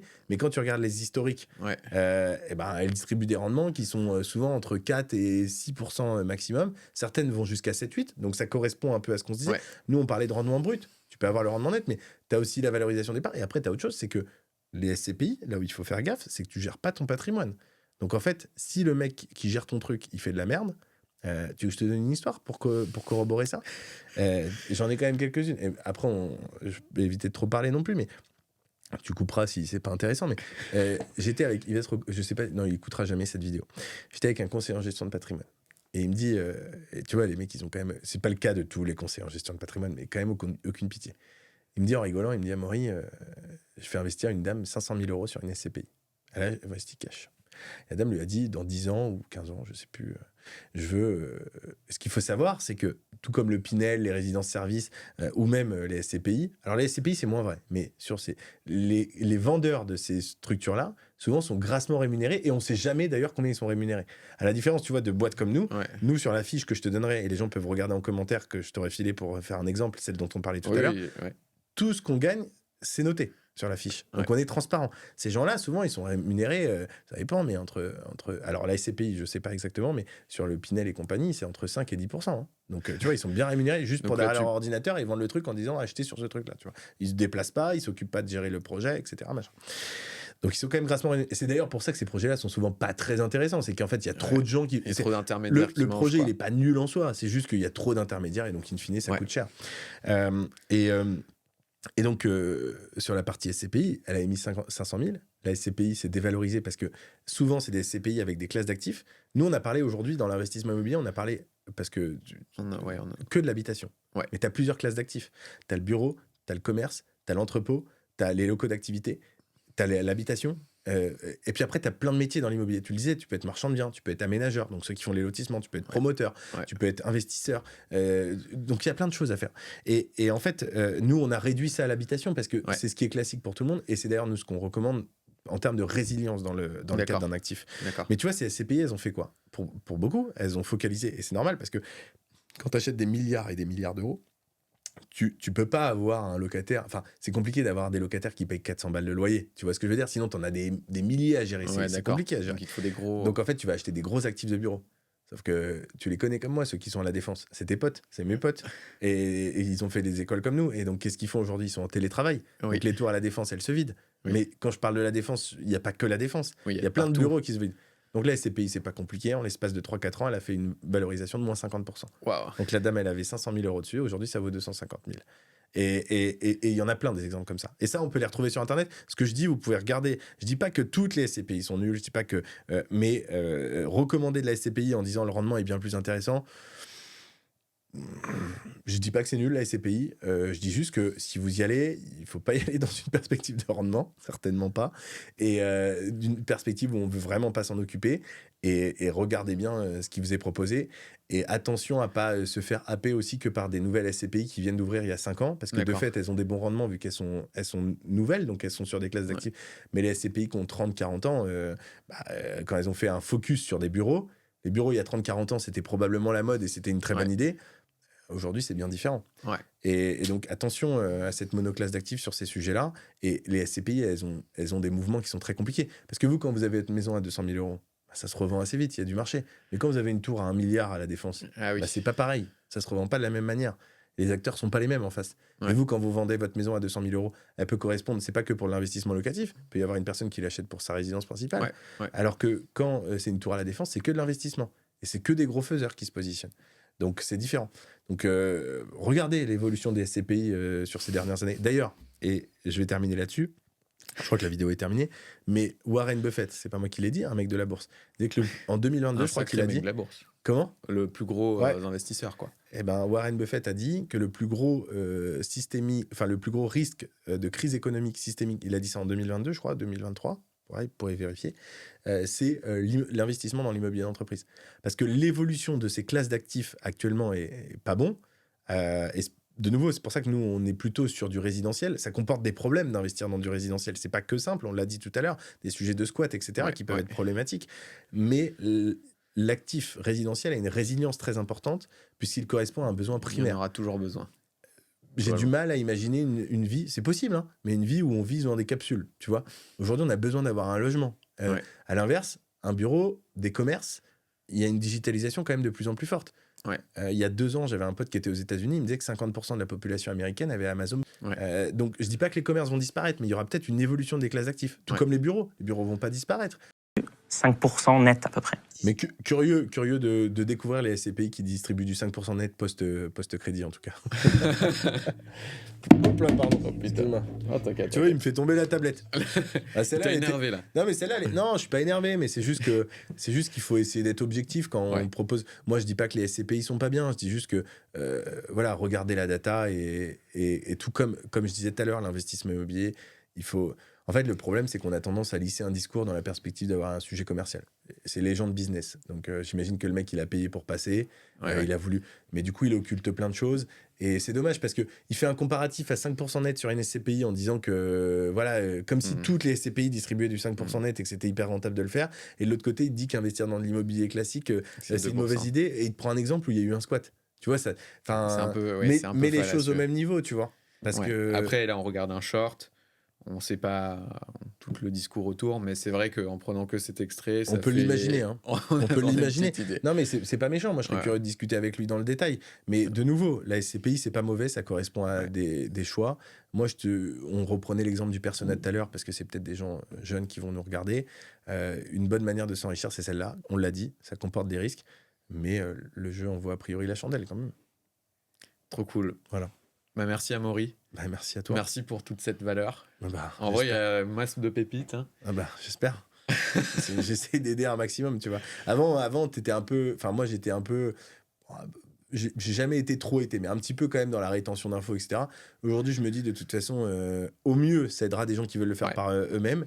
Et sinon, s'il y en a qui veulent le faire, ils se diront, bon, bah lui, il est peut-être un peu compétent et donc on va essayer de bosser avec lui. On mettra les liens en bas. Kyros, immobilier. Gestion locative, projet clé en main. Donc avec une stratégie spécifique dont j'ai même pas parlé, tu vois. Alors que j'aurais pu l'évoquer, mais nous, on loue des logements à des entreprises. Donc l'idée, c'est de conjuguer ce qu'on vient de voir sur ce sujet SCPI, c'est-à-dire le meilleur des deux mondes, la résilience de l'actif d'habitation et l'intérêt de l'immobilier d'entreprise, avec des contrats sur du temps long, pour éviter ces histoires de vacances locatives, même si, bon, en réalité, on l'a dit tout à l'heure, il y en a pas beaucoup, mais peu importe, avoir des loyers un peu plus élevés et sécurisés. Donc aujourd'hui, on fait acheter des logements, des maisons, des immeubles qu'on loue à des entreprises. Trop cool. Bah, vous pourrez aller voir si ça vous intéresse. Il y aura les petites infos en bas. Merci d'être venu, Amaury. C'était trop cool. Merci à toi. Il y a eu de la punchline. C'était excellent. C'était au niveau que tu imaginais ? Ouais, franchement, trop bien. Trop bien. Merci beaucoup. Je suis content. Nous, on se dit à la prochaine pour un prochain épisode.